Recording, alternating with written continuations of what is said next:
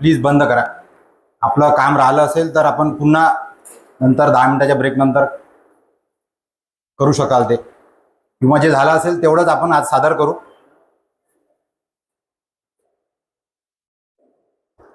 तर नमस्कार आपल्या सगळ्यांना. आणि कालचा दिवस 4 दिवसपर्यंत आपण आपलं युनिव्हर्सल ह्युमन व्हॅल्यूजचं वर्कशॉप आता पूर्ण केलेलं आहे.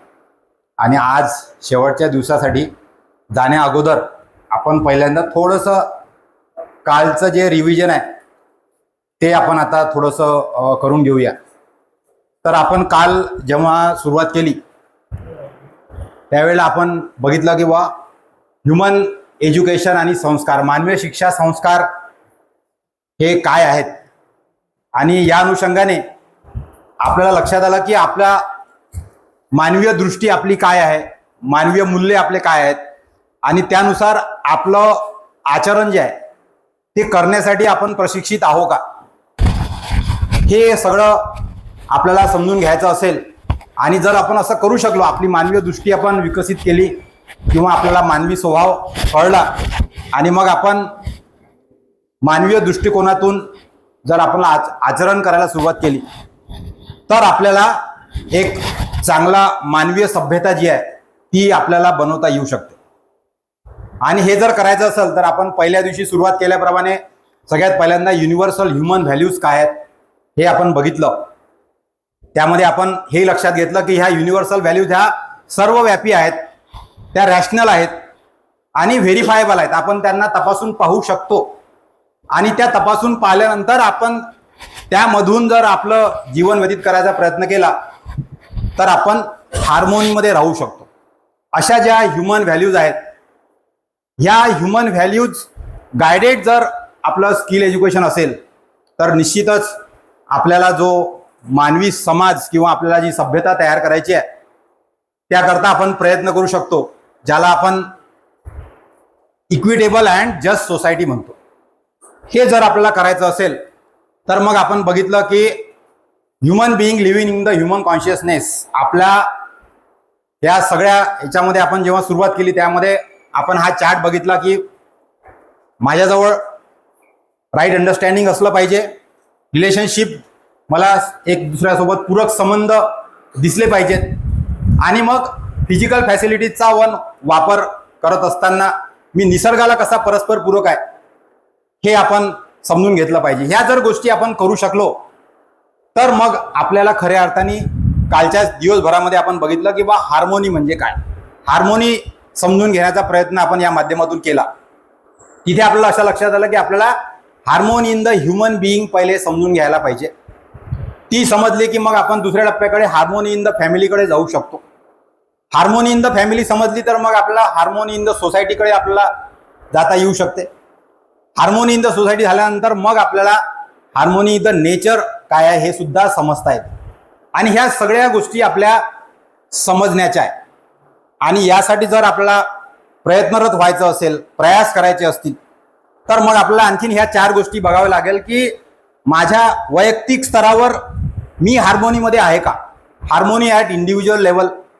त्यानंतर मी जर वैयक्तिक स्तरावर हार्मोनीमध्ये राहायला सुरुवात केली तर मग मी माझ्या परिवारामध्ये त्या हार्मोनीला एक्सटेंड करू शकतो. असे अनेक परिवार जर हार्मोनीमध्ये राहायला लागले तर ते मग समाजामध्ये ही हार्मोनी एक्सटेंड करू शकतात. आणि अशा पद्धतीने या संपूर्ण निसर्गामध्येच आपण सर्वजण, हा समाज, ह्युमन बिईंग किंवा बाकी सगळ्या प्राणी, वनस्पती, ही सगळी चराचर सृष्टी, या सृष्टीमध्ये आपण सगळे को एक्झिस्टन्समध्ये आहोत असं आपल्याला करता येऊ शकते. आणि हे जर आपण करू शकलो तर आपलं पहिल्या दुसऱ्या सुरुवातीला आपण पहिल्या 2 दिवसामध्ये बघितलं तर आपलं अंतिम उद्दिष्ट आहे की mutual happiness and mutual prosperity. माझ्यामध्ये उभय सुख म्हणजे सर्वांचं सुख, मी पण सुखात आहे आणि माझ्यासोबतचे सगळे सुखात आहेत, मी सुद्धा समृद्धीचा माझ्या मनामध्ये भाव आहे आणि हा मला सर्वत्र दुसऱ्यांमध्ये सुद्धा समृद्धीचा भाव दिसतोय, अशी सोसायटीचं आपल्याला निर्माण करायचं आहे. आणि मग हे जर करायचं असेल तर मग आपण मानवी चेतना काय, ह्युमन कॉन्शियसनेस काय आहे, या सगळ्याला आपल्याला समजून घेतलं पाहिजे. यामध्ये आपण दुसऱ्या तिसऱ्या दिवशी लक्षात घेतलं की राईट अंडरस्टँडिंग आपल्याला विकसित केली पाहिजे. त्याचा उद्देश पण आपण बघितला की आपल्याला हार्मोनीमध्ये जर राहायचं असेल तर आपल्याला गरज आहे राईट अंडरस्टँडिंगची. सध्याच्या स्थितीमध्ये आपण हे समजून घेऊ शकतो की बा माझं फिजिकल फॅसिलिटीजच्या बद्दलचं कसं वर्तन आहे, या सगळ्या गोष्टीमध्ये फॅमिलीमध्ये राहत असताना किंवा निसर्गासोबत माझा जो व्यवहार आहे तो कशा प्रकारचा आहे, म्हणजे माझी निसर्गामध्ये काय भागीदारी आहे, participation in the larger order काय आहे हे आपल्याला कळलं पाहिजे. आणि त्यासोबत मग जे इतर घटक आहेत आपले समाजातले त्या सगळ्यांसोबत माझा संबंध कसा आहे, त्यामध्ये संबंधाची भावना मला येते का. प्रत्येक जण माझेच संबंधी आहेत, मग ते नेचर असो, फिजिकल बॉडीमध्ये आपण विचार केला, बाकी वनस्पती प्राणी या सगळ्याच घटकामध्ये, तर हा संबंध मला दिसतो का. अशा पद्धतीने मग या सगळ्या गोष्टी आपण जर समजायचा प्रयत्न केला तर आपण ह्युमन कॉन्शियसनेस जो आहे त्याला समजू शकतो. आणि आपण आता बघितल्याप्रमाणे हा ह्युमन कॉन्शियसनेस जर आपण समजून घेतला तर आपल्याला अनडिवायडेड सोसायटीचं निर्माण करता येऊ शकते. असं अनडिवायडेड सोसायटीचं आपल्याला निर्माण करायसाठी जर आपण प्रयत्नरत राहिलं तर त्यासाठी आपल्याला काही गोष्टी आणखीन समजून घ्याव्या लागतील. मग यामध्ये सगळ्यात पहिल्यांदा आपल्याला बघितलं पाहिजे की सध्या मी आता कोणत्या स्थितीमध्ये आहे. तर आपल्याला असं लक्षात येते की सध्याच्या परिस्थितीमध्ये माझं राईट अंडरस्टँडिंगची जी समज आहे ती काही पूर्णपणे विकसित झालेली नाही आहे. त्यानंतर संबंधांमध्ये माझं जे काही अंडरस्टँडिंग आहे किंवा मला जे म्युच्युअल फुलफिलमेंट किंवा म्युच्युअल रिलेशनशिप हे समजून घेण्यासाठी माझ्याकडे जर कमतरता आहे, आणि मग या सोबतच मी प्रत्येक वेळा मला ज्या काही फिजिकल फॅसिलिटीज पाहिजे त्यासाठी मी निसर्गाचं दोहन करतो का, हे आपण जर लक्षात घेतलं तर आपल्याला असं दिसते आता की जास्तीत जास्त आपण अशा प्रकारे निसर्गाला हानी पोहोचवत आहोत का. आणि अशा अवस्थेमध्ये जर आपण सध्या जगत असेल तर यालाच आपण म्हटलेलं आहे म्हणजे missing of right understanding, missing of relationship आणि एक्सप्लॉयटेशन ऑफ द नेचर. अशा प्रकारे जर आपण जगत असू तर आपण आता सध्याच्या स्थितीमध्ये ॲनिमल कॉन्शियसनेसमध्ये आहो हे आपण समजून घेतलं पाहिजे. आणि मग या ठिकाणावरून आपल्याला आता जायचं कुठे आहे, तर ते सुद्धा आपण तिसऱ्या दिवशी बघितलं की मला माझं ट्रान्सफॉर्मेशन घडून आणायचं आहे. तर मी ह्या ॲनिमल कॉन्शियसनेसमधून मला जायचं आहे आता ह्युमन कॉन्शियसनेसकडे. मग ह्या ह्युमन कॉन्शियसनेससाठी आपलं जे अंतिम उद्दिष्ट आहे ती म्हणजे म्युच्युअल हॅपीनेस आणि म्युच्युअल प्रॉस्परिटी. आता हे ट्रान्सफॉर्मेशन जर घडून आणायचं असेल तर the role of education is to enable this transformation to the human consciousness. एक एज्युकेशन इन्स्टिट्यूट मधला एक व्यक्ती म्हणून माझा आता सध्या हा जो रोल आहे की ह्या समाजातल्या सगळ्या व्यक्तींना, सगळ्या लोकांना हे ट्रान्सफॉर्मेशन घडवून आणण्यासाठी मदत करणे, हा रोल आपल्याला समजून घेतला पाहिजे. मग हा रोल आपल्याला जर करायचा असेल तर आपल्याला we have to explore the efforts require for transformation of holistic development. यालाच आपण म्हटलेलं आहे की जीवचेतनेपासून, ॲनिमल कॉन्शियसनेसपासून ट्रान्सफॉर्मेशन घडवून आपल्याला ह्युमन कॉन्शियसनेसकडे जायचं आहे. आणि अशा प्रकारे सोसायटीचं ट्रान्सफॉर्मेशन आपल्याला घडवून आणायचं असेल तर मग माझा रोल मला एकदा कळला की ह्या ट्रान्सफॉर्मेशनसाठी ॲज ए टीचर मी सगळ्यांना मदत केली पाहिजे, मी सगळ्यांना फॅसिलिटेट केलं पाहिजे. आणि ते जर फॅसिलिटेशन करून द्यायचं असेल तर मग आपली गरज आहे की we have to explore the efforts required for transformation. Holistic डेव्हलपमेंटसाठी नेमकं काय करायचं हे आपल्याला मग समजून घेण्याची आवश्यकता आहे. आणि मग या पद्धतीने आपण जर लक्षात घेतलं तर मग आपल्याला हे आता आपण या 3-4 दिवसामध्ये बघितलेलं आहे की मग आपल्यासमोर एक प्रस्ताव येतो की आपण एक दुसऱ्यांच्या समोर हा प्रस्ताव ठेवू शकतो की आपल्याला काय करायचं आहे. तर हे सगळं समजून घ्यायचं असेल तर मग आपल्याला अनेक अशा गोष्टी आहेत ज्या आपल्या जीवनामध्ये घडतात, अनेक घटना घडतात, किंवा आपलं बिहेवियर काय, आपलं कामाची पद्धती काय, ह्या सगळ्यांना आपण व्हेरीफाय करू शकतो, तपासून पाहू शकतो की ह्या सगळ्या गोष्टी नॅचरल ॲक्सेप्टन्सच्या लेवलवर मला पटतात का. म्हणजे पहिलं काम आपल्याला करायचं आहे की आपण व्हेरिफिकेशन करू शकतो. आणि नुसतं व्हेरिफिकेशन करून आपल्याला थांबायचं नाही आहे, तर हे व्हेरिफिकेशन केल्यावर आपल्याला त्याचं एक्सपेरिमेंटल व्हॅलिडेशन करायचं आहे. म्हणजे आपल्याला कळलं पहिल्यांदा की बा काय कसं असायला पाहिजे, तर मग आपल्याला ते जगून पाहायचं आहे. म्हणजे आपल्याला ते अनुभवाने निश्चित होऊन जाईल की बा हे असंच आहे. आणि मग असं जर आपल्याला करायचं असेल तर त्यासाठी आपलं वर्तन कसं आहे, आपल्या कामाची पद्धती कशी आहे, ही आपल्याला विकसित करायला पाहिजे. आणि हेच करणे असा प्रस्ताव आपल्यासमोर या प्रशिक्षणामध्ये आला की मला हे सगळं करून पाहता येते का, मला हे व्हेरीफाय करायचं आहे आणि मला हे अनुभवजन्य करून निश्चित करून घ्यायचं आहे की हे असंच आहे. आणि हा जो प्रस्ताव आहे आपल्यामध्ये की आपल्यामध्ये राईट अंडरस्टँडिंग डेव्हलप व्हायला पाहिजे. मग हे राईट अंडरस्टँडिंग डेव्हलप करायचा असा जर प्रस्ताव आपल्या समोर आला तर मग आपल्याला एक एक टप्प्याटप्प्याने पुढे जावं लागेल.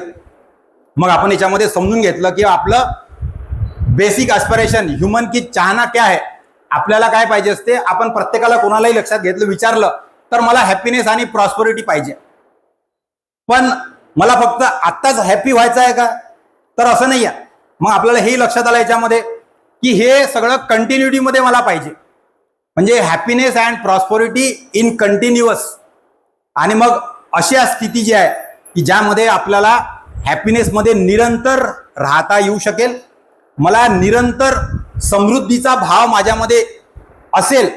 असं असलं म्हणजे मग मी म्हणू शकतो किंवा मी सध्या हार्मोनीमध्ये आहे. आणि म्हणून मग आपण त्याच्या नेक्स्ट दिवसामध्ये आपण कालच्या याच्यामध्ये बघितलं की हा हार्मोनीसाठी आपल्याला काय बदल आहे हा आपण थोडक्यामध्ये बघितला. किंवा क्षणिक आनंद हॅपीनेस किंवा निरंतर आनंद हे सुद्धा आपल्याला समजून घेतलं पाहिजे. तर यामध्ये आपण इथे लक्षात घेऊ शकतो की हा कंटिन्युअस हॅपीनेस आपल्याला 4 स्तरांवर बघावा लागेल. 4 स्तरांवर मध्ये पहिल्या याच्यामध्ये as an individual human being मी वैयक्तिकरित्या माझ्यामध्ये कंटिन्युअस हॅपीनेस आहे का हे पहिल्यांदा बघावं लागेल. त्यानंतर नुसतं तिथेच बघून होणार नाही, तर मला मग as a member of the family परिवाराचा एक सदस्य म्हणून माझ्यामध्ये कंटिन्युअस हॅपीनेस आहे का हे सुद्धा आपल्याला तपासावं लागेल. आणि त्याच्या पुढे जाऊन मग मी एका समाजाचा भाग आहे, मग ह्या समाजामध्ये सुद्धा कंटिन्युअस हॅपीनेस हा दिसतो का मला किंवा हा आहे का हे सुद्धा आपल्याला बघितलं पाहिजे. आणि अशा प्रकारे मग आपल्याला निसर्गामध्ये आपल्या आसपास या संपूर्ण सृष्टीमध्ये आपल्याला असा निरंतर हॅपीनेस दिसतो का हे तपासायला पाहिजे. आणि मग यासाठी आपल्याला लक्षात घेतलं पाहिजे की हे जर आपल्याला करायचं असेल तर मला पहिल्यांदा हार्मोनी जी आहे ती 4 स्तरावर समजून घ्यावी लागेल.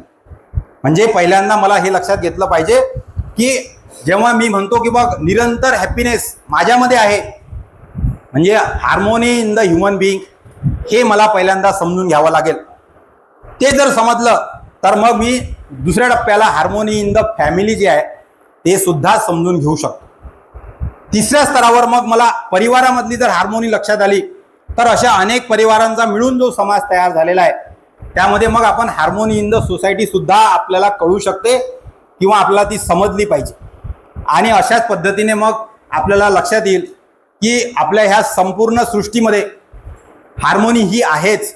या संपूर्ण सृष्टीमध्ये अस्तित्वामध्ये नेचरमध्ये ही हार्मोनी आहे. तर आपल्याला कंटिन्युअस हॅपीनेस जर पाहिजे असेल तर त्या कंटिन्युअस हॅपीनेससाठी आपल्याला पहिल्यांदा या 4 गोष्टी समजून घेतल्या पाहिजे, शिकल्या पाहिजे. त्याच्याबद्दलची जी समज आहे ती आपली वाढवली पाहिजे. आणि म्हणून मग आपला कालचा जो 4था दिवस होता त्या 4थ्या दिवसामध्ये आपण यासाठी काय करता येईल, व्हॉट इज माय प्रोग्राम, त्यावर आपण लक्ष केंद्रित केलं. आणि मग त्यामध्ये मी मगाशी सांगितल्याप्रमाणे आपल्याला 2 उद्देश आहे आपले की पहिलं म्हणजे to facilitate understanding of the harmony at the all levels.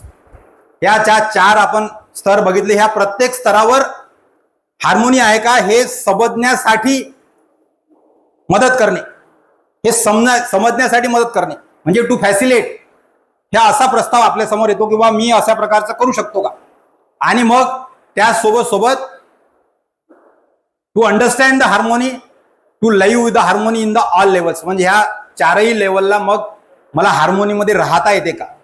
म्हणजे पहिल्यांदा हार्मोनी काय आहे हे समजण्यासाठी मदत करणे आणि ती समजली की मग त्यानुसार राहणे. म्हणजे आपल्याला व्हेरीफाय पण करायचं आहे आणि मग त्याला एक्सपेरिमेंटल व्हॅल्युएशन सुद्धा करायचं आहे. जेव्हा अशा प्रकारे ह्या 4 स्तरावरच्या हार्मोनीला आपण समजून घेण्याचा प्रयत्न करू, त्या समजून घेऊ, त्यानुसार आपण जगायचा प्रयत्न करू, तर मग आपण असं म्हणू शकतो की आपल्यामध्ये राईट अंडरस्टँडिंग किंवा राईट फिलिंग आता आपण विकसित करू शकतो आहे. तर हा असा प्रस्ताव आपल्यासमोर देण्यात आला आणि मग ह्या प्रस्तावानुसार आपल्याला सेल्फ एक्सप्लोरेशन करायचं आहे. मी माझ्या प्रत्येक स्तरावर आपण स्वतःबद्दल विचार करू शकतो की मग माझ्यामध्ये सेल्फमध्ये हार्मोनी मी आहे का, हार्मोनीमध्ये मी आहे का. आणि मग यासाठी आपल्याला ह्या 4ही स्तरावरची हार्मोनी काय आहे ते आपल्याला समजून घ्यावं लागेल.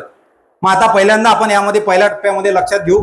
काल आपण हे सगळ्या सेशनमध्ये आपल्या दिवसभराच्या सेशनमध्ये बघितलं की harmony in the human being काय आहे.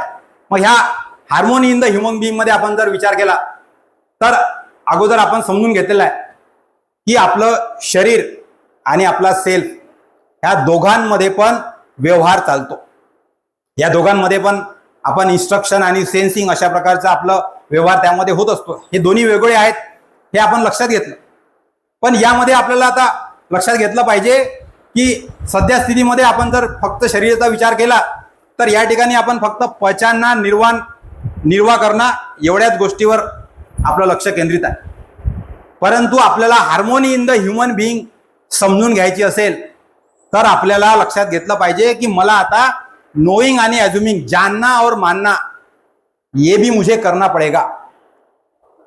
यहां पे सिर्फ निर्वाह करना या पहचानना, इसके अलावा मुझे आगे जाके हर चीज को, हर व्यवहार को, हर कार्य को मुझे जांचना पड़ेगा, जानना पड़ेगा और उसे समझना पड़ेगा.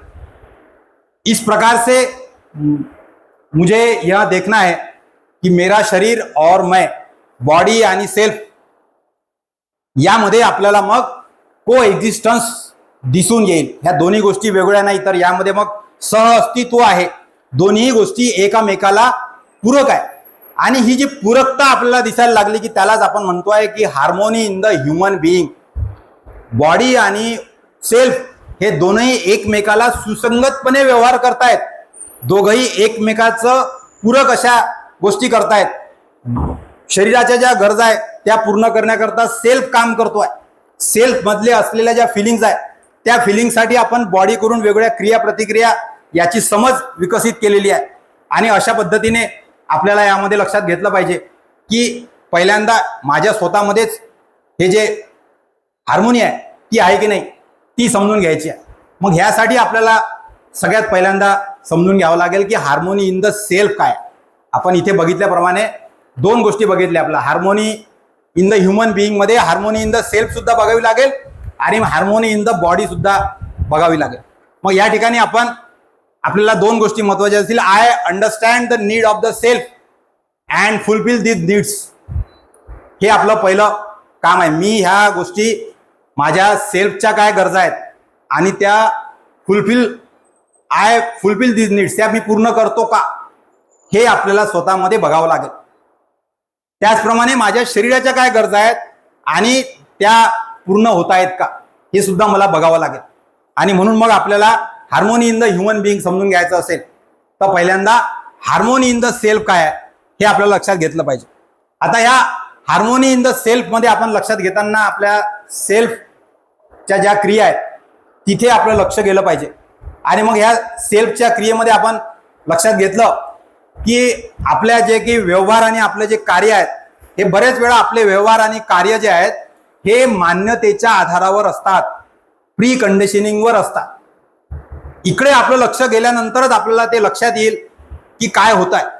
आणि मग जर आपला व्यवहार आणि कार्य हे जर मान्यतेच्या भरोशावर असतील तर यालाच आपण म्हटलेलं आहे परतंत्रता. ही स्थिती आपल्याला नको आहे, ही स्थिती आपल्याला नको आहे.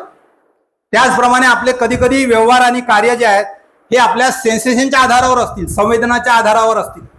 आणि मग अशा जर क्रिया आपण प्रतिक्रिया करत असू, आपली कार्यपद्धती जर संवेदनांच्याच फक्त भरोशावर असेल तर याला सुद्धा आपण परतंत्रता म्हटलेला आहे. म्हणजे ही स्थिती सुद्धा आपल्याला नको आहे. म्हणजे हार्मोनी इन द सेल्फ लक्षात घ्यायचं असेल तर आपल्याला ह्या दोन्ही ठिकाणाहून बाहेर यावं लागेल. येस. आणि या अनुषंगाने मग आपल्याला सहज स्वीकृति के आधार पर जांच करना यासाठी आपल्याला काम करावं लागेल. मला हार्मोनी इन द सेल्फ लक्षात घेण्यासाठी मी सेल्फ ऑर्गनाइज आहे का, सेल्फ ऑर्गनाइज आहे का म्हणजे मी स्वतंत्र आहे का, इथे आपलं लक्ष गेलं पाहिजे. या माध्यमातून आपल्याला हार्मोनी इन द सेल्फ काय ते लक्षात घेऊ शकतो आपण. आणि मग या सगळ्याचाच आपल्याला उपयोग करून घेता येईल की ज्यामध्ये आपल्याला आपलं जे काही प्री कंडिशनिंग आणि सेन्सेशन बेस सध्याचं जे वर्तन आहे, कार्य आहे, याला आपल्याला राईट अंडरस्टँडिंग गायडेड आपलं वर्तन कसं होईल इथे आपल्याला ट्रान्सफॉर करायचं आहे. आणि मग हे जर करायचं असेल तर मग त्या ठिकाणी आपल्याला राईट अंडरस्टँडिंग डेव्हलप करण्यासाठीचं जे एज्युकेशन आहे, संस्कार आहे, याची आपल्याला गरज आहे. म्हणजे या ठिकाणी आपल्याला हार्मोनी इन द सेल्फ लक्षात येईल. त्यानंतर मग आपण बघितलं की harmony in the self with the body, शरीरासोबत आपली हार्मोनी कशी आहे. मग या ठिकाणी सुद्धा आपल्याला लक्षात घेतलं पाहिजे की आपल्या शरीराच्या गरजा ज्या आहेत त्या पूर्ण करण्यासाठी आपला सेल्फ काम करतो आहे. आणि मग अशा पद्धतीने आपल्या सेल्फमध्ये आणि बॉडीमध्ये हार्मोनी आहे का हे सुद्धा आपण निश्चित करू शकतो, हे समजून घेऊ शकतो. आणि या माध्यमातून मग आपल्या ज्या काही feelings of responsibility towards the body हे आपल्या सेल्फमध्ये आहे का हे सुद्धा आपल्याला लक्षात घेता येईल. आणि या माध्यमातून आपल्याला harmony in the self and body हे दोन्ही आपल्याला लक्षात घेता येईल. मग या ठिकाणी आपल्याला आता याकरता आपला काय प्रोग्राम असेल तर त्यासाठी आपल्याला आणखीन काही गोष्टी समजून घ्यावं लागेल. त्यातलं सगळ्यात पहिलं म्हणजे identification of the required physical facilities. मला माझ्या ज्या गरजा आहेत त्या किती आहेत हे आपल्याला समजून घ्यावं लागेल. आणि त्याच्याकरता त्याची जी उपलब्धी आहे त्याच्यासाठी राईट हुनर हे मला करता आलं पाहिजे. आणि या माध्यमातून मग आपल्याला प्रॉस्पेरिटीचा भाव आपल्याला कसा जागवता येईल त्यासाठी आपल्याला प्रोग्राम करता येईल. मग या सगळ्यामध्ये आपल्याला फिलिंग ऑफ रिस्पॉन्सिबिलिटी आहे का, यासाठी आपल्याला आपलं सेल्फ रेग्युलेशन कसं करता येईल त्यासाठी आपल्याला मग काही गोष्टी लक्षात घेता येईल. तर आपल्याला आपली जी बॉडी आहे त्याचं सेल्फ रेग्युलेशन जर करायचं असेल तर मग त्यासाठी 3 गोष्टी आपण काल लक्षात घेतल्या होत्या की आपलं इनटेक काय आहे, इनपुट कसं आहे, आपलं रुटीन कसं आहे, लाईफस्टाईल कशी आहे आपली, आणि त्यासाठी मग या सगळ्या गोष्टी व्यवस्थित होण्यासाठी आपण किती श्रम करतो या गोष्टीवर आपण आपलं लक्ष केंद्रित जर केलं तर मग आपल्याला हार्मोनी इन द बॉडी जी आहे ती निश्चित करता येते. अशा प्रकारे आपल्याला ही जी हार्मोनी आहे ती लक्षात येते. Harmony in the human being हे आपल्याला लक्षात येते. मग या नंतर मग नेक्स्ट स्टेप आहे आपली की आपण काल बघितलं की harmony in the human being आपल्याला कळली की मग आपण हार्मोनी इन द फॅमिलीकडे जाऊ शकतो. मग हार्मोनी इन द फॅमिलीमध्ये आपल्याला 2-3 महत्त्वाच्या गोष्टी आहे की त्यामध्ये सगळ्यात पहिल्यांदा आपल्याला ह्या सगळ्या ज्या फिलिंग्ज आहेत ह्या आपल्याला समजून घेतल्या पाहिजे. काल आपण ह्या बघितल्या. ट्रस्ट, विश्वास काय आहे, सन्मान काय आहे, स्नेह म्हणजे काय, ममता काय आहे, वात्सल्य काय आहे, श्रद्धा काय आहे, गौरव काय आहे, कृतज्ञता काय आहे आणि प्रेम काय आहे. अशा प्रकारच्या ह्या सगळ्या ज्या 9 फिलिंग्ज आहेत ह्या फिलिंग्ज आपण काल समजून घेतल्या. ह्या समजून घेतल्यानंतर मग आपल्याला लक्षात येईल की आपल्याला इतरांसोबतचे रिलेशनशिप आहे ते ह्या फिलिंग्सच्या आधारावर कसे बघता येतील का. आणि मग त्या माध्यमातून आपल्याला लक्षात येईल की बा ह्या फिलिंग्स जर बघितल्या मी माझ्या स्वतःमध्ये तर मला स्वतःमध्ये हॅपीनेस मिळेल. ह्याच फिलिंग मग मी जर इतरांसोबत संबंध असताना त्याच्यामध्ये मी जर बघू शकलो तर मग मला हॅपीनेस इन अदर पण सुद्धा दिसायला लागेल किंवा दुसऱ्याच्या सुखासाठी सुद्धा मग मी माझं वर्तन होईल. आणि या माध्यमातून मग आपण म्युच्युअल हॅपीनेस म्हणजे माझा आणि इतरांचा सगळ्यांचं सुख आपण सुनिश्चित करू शकतो का, यासाठी आपल्याला ह्या सगळ्या ज्या फिलिंग्ज आहेत या फिलिंग्ज आपण जर लक्षात घेतल्या तर आपल्याला हार्मोनी इन द फॅमिली जी आहे त्यावर करता येईल. मग यामध्ये आपण या सगळ्या ट्रस्ट, त्याला रिस्पेक्ट म्हणजे काय हे आपण काल बघितलं. त्यानंतर यामध्ये the other is similar to me हा भाव माझ्यामध्ये येतोय का हे सुद्धा आपल्याला नॅशनल एक्सेप्टन्सच्या आधारावर तपासता आलं पाहिजे.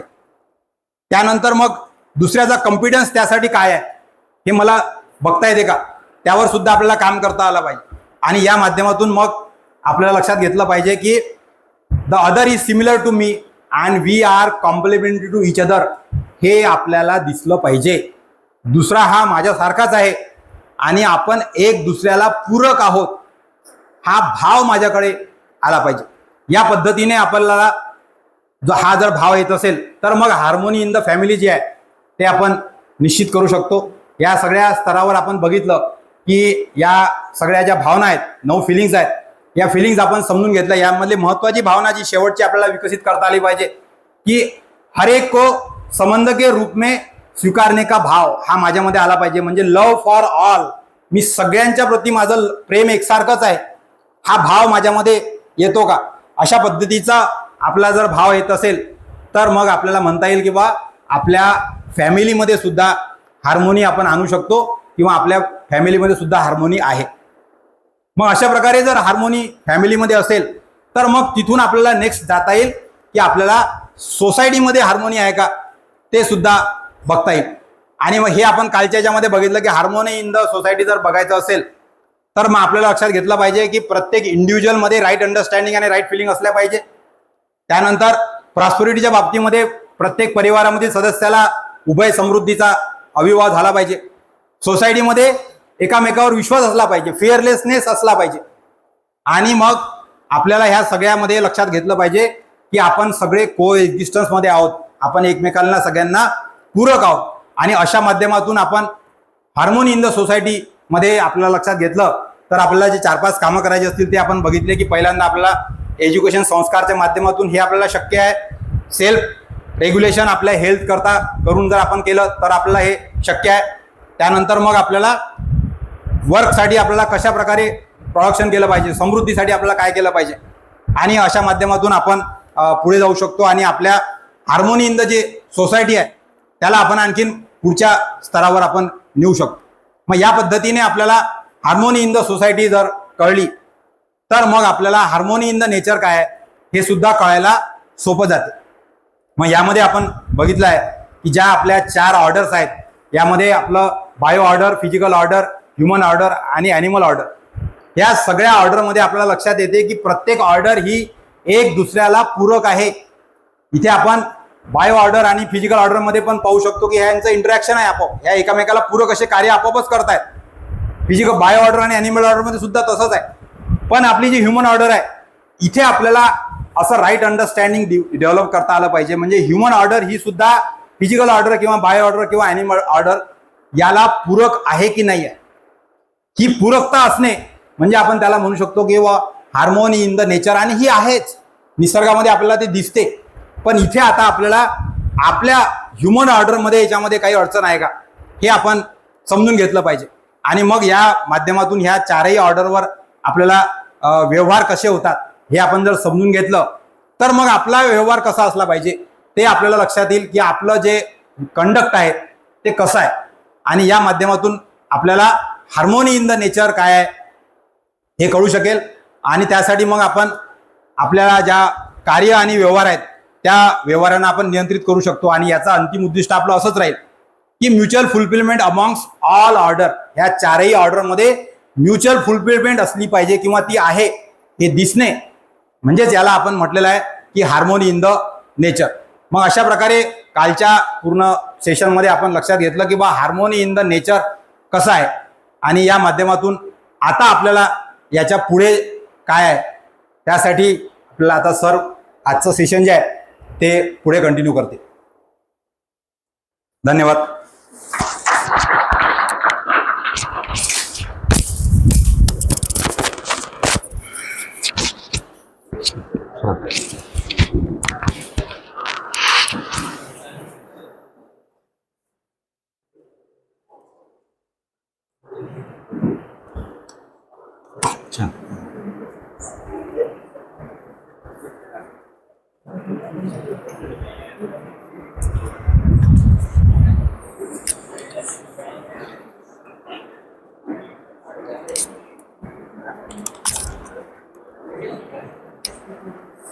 नमस्कार.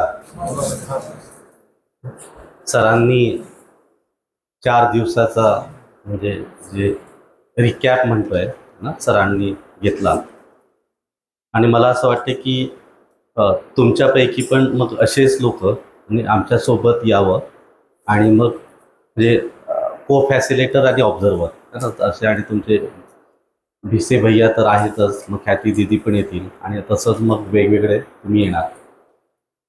सरांनी भैयांनी छान घेतलं. फक्त त्यामध्ये एक म्हणता येईल की प्रत्येक वेळेस म्हणजे आणि त्यातनं बाहेर येता येईल आपल्याला प्रत्येक वेळेस जे आहे की मला हे पाहिजे ना, असं करायचं आहे म्हणजे काय की ह्या अपेक्षा झाल्या ना. म्हणजे हार्मनीमध्ये राहायचं आहे ना, हे असं करायचं आहे, आपण इथे पाहिजे.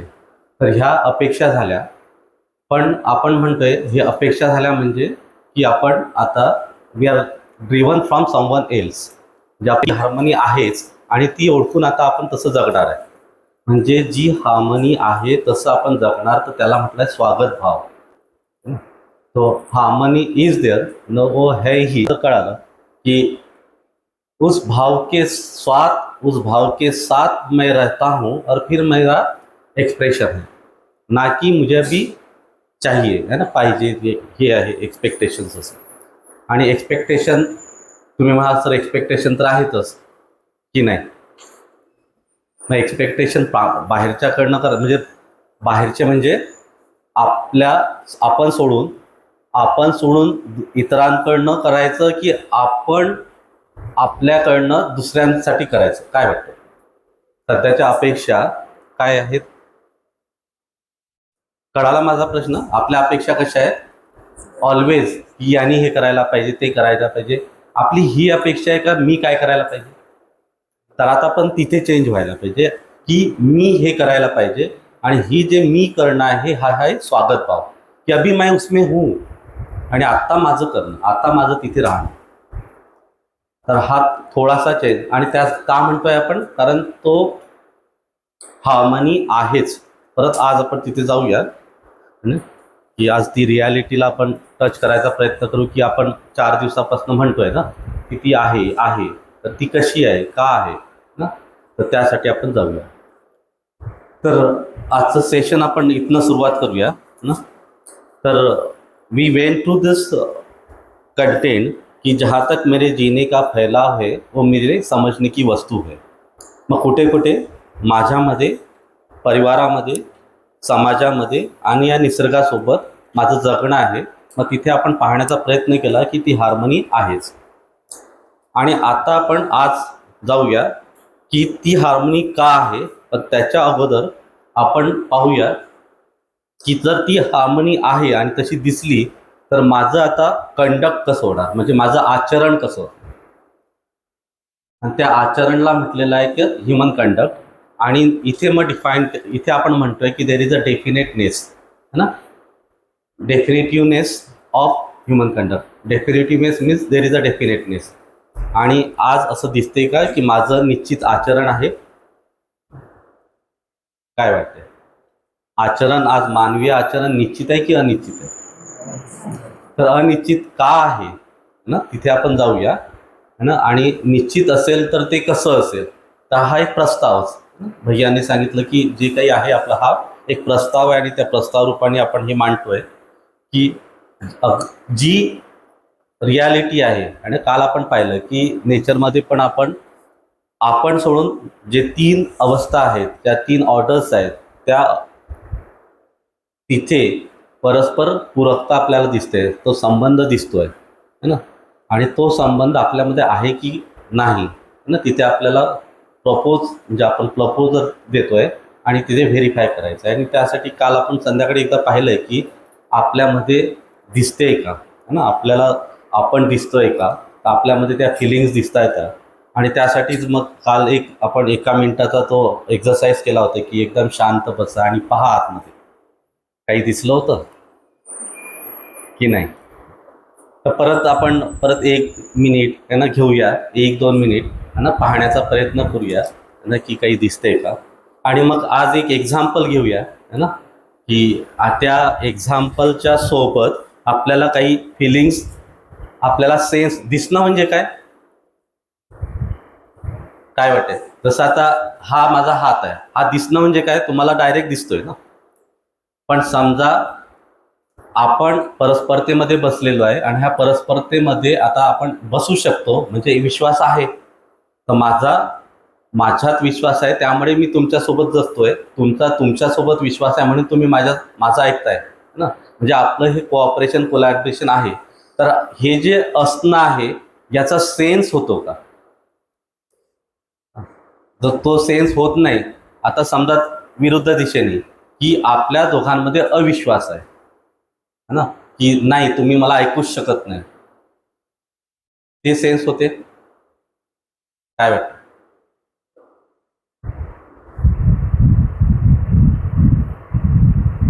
तर हा भाव म्हणजे आपल्याला कधी कधी म्हणजे आपण म्हणजे आपल्यामध्ये कन्फ्लिक्ट आहे ना, आपल्यामध्ये कन्फ्लिक्ट आहे, कॉन्ट्रडिक्शन आहे, तर आपल्याला अनइझीनेस होते. अनइझीनेस होते म्हणजे काय? हा विरोधाभासात राहतो म्हणजे काय? काय होते म्हणजे तुम्ही पाहू शकताय की नाही की तो विरोधाभास आहे. मग त्याच दिशेने तो हार्मनी आहे की नाही ते पाहू शकतात की एकदा एक माणूस दुसऱ्या माणसासोबत आता जगतोय, तर ते जगताना म्हणजे ती हार्मनी आहे, ती संगीतमयता आहे. तर ती संगीतमयता आपण पाहतोय का? की आपण एवढं आवेशित आहे की आपण फक्त जगतोय आणि दिसत नाही. तर तो पाहण्याचा म्हणजे त्याला म्हटलंय की सजग होना, हर पल हर क्षण सजग होना, की मैं देख पाऊं की अभी क्या हो रहा है. तर आपण तसंच म्हणजे एवढा इझी पण नाही आहे ना आतमध्ये पाहणं. सध्या एवढं आपल्याला आहे की आपण नेमकं बाहेरच पाहतोय आणि आतमध्ये पाहण्याचं आपण विसरूनच गेलोय. इव्हन दो त्या क्रिया चालू आहेत, इव्हन दो त्या क्रिया आहेत, तरी आपण प्रयत्न करूया की आज पण आपल्याला दिसतोय का. तर तसंच डोळे बंद करा, उघडे ठेवा, काही पण करा आणि आतमध्ये पाहण्याचा प्रयत्न करा. आणि त्यासाठी मी एक एक्झाम्पल देतोय. म्हणजे फक्त मी शब्द घेतोय आई ना, फक्त मी एक शब्द घेतला आई. आता काय फिलिंग्स होतं आईबद्दल? की काहीच फिलिंग होत नाही. तर आतमध्ये you just try to observe within you ना, whenever that word has been ना डिलिव्हर फ्रॉम माय साईड. आणि नंतर आता ते तुमचं काय चित्रण होतंय का ना, म्हणजे आई म्हटल्यानंतर जर ती आई चित्रण होत असेल, तर आई या शब्दांद्वारे मला काय संबंध ओळखता येतोय का? And the moment I would like to get that relation, मला ते जर संबंध ओळखता आला, तर संबंध ओळखल्यानंतर मूल्यांचा निर्वाह होतो, मूल्यांचं प्रकटन होते. तर काय मूल्यांचं प्रकटन म्हणजे त्या फिलिंग्स माझ्यामध्ये मला दिसत आहे का? I am just taking a pause of 1 minute त्या, आणि मग आपण रिफ्लेक्शन घेऊ.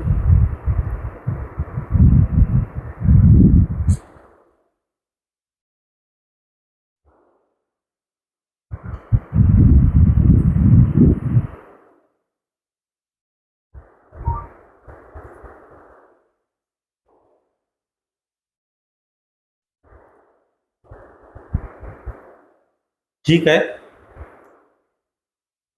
कोणी सांगू शकते? तसं आई हा शब्द नवीन तर तुम्ही ऐकला नाही ना, तुमच्याकडे आहेच.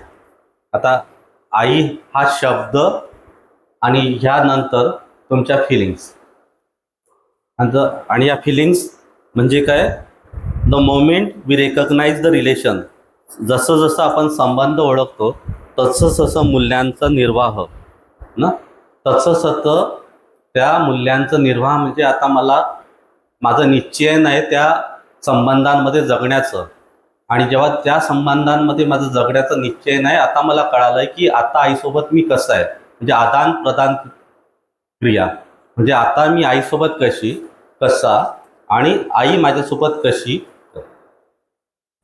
आणि त्या आदान प्रदानमध्ये मग मूल्यांचं निर्वाह. काय वाटते? समजा आईकडनं तर आपल्याला लगेच कळते की केअरिंग ना, आईकडनं केअरिंग. पण माझ्याकडनं काय? कारण आता आपण पाहतो आईला, पण आपल्याला लगेच कळते की आई म्हणजे ममतामय एक असं ना. पण ते झालं आता आईचं स्वरूप दिसलं की ते ममता, पण ती आईचा भाव दिसतोय. पण माझा भाव काय दिसतोय? म्हणजे आपल्याला आता अपेक्षा झाली ना, ही अपेक्षा झाली आईची की आई कशी असावी, ममता, म्हणजे तिने माझं केअरिंग करावं सगळं. आता आई तशी दिसते मला, पण मी कसा? पण आता संबंध दिसतोय ना मला, त्या एंटिटीशी मला संबंध दिसतोय. कळते का मला काय म्हणायचं? म्हणजे आपण जिथे आहे ना, हा अपेक्षा, दुसरा माणूस दिसला की त्या माणसाच्या साठीच्या अपेक्षा असं दिसतंय. पण मी कसा?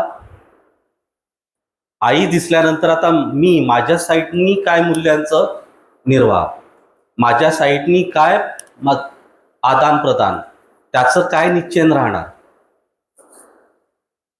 R we able to see this? आणि म्हणून ते ना नेमकं आपल्याला दिसत नाही, कारण नेमकं आपलं अपेक्षा दुसऱ्यांकडे पाहणं. आणि म्हणून मी इथे म्हटलं की स्वागत भाव म्हणजे आपल्यामध्ये असला, मग आता मला आई दिसेल, मला आई दिसली की मग मला दिसेल की आईचे म्हणजे मूल्यांचा प्रभाव. मग मला आई दिसली म्हणजे काय?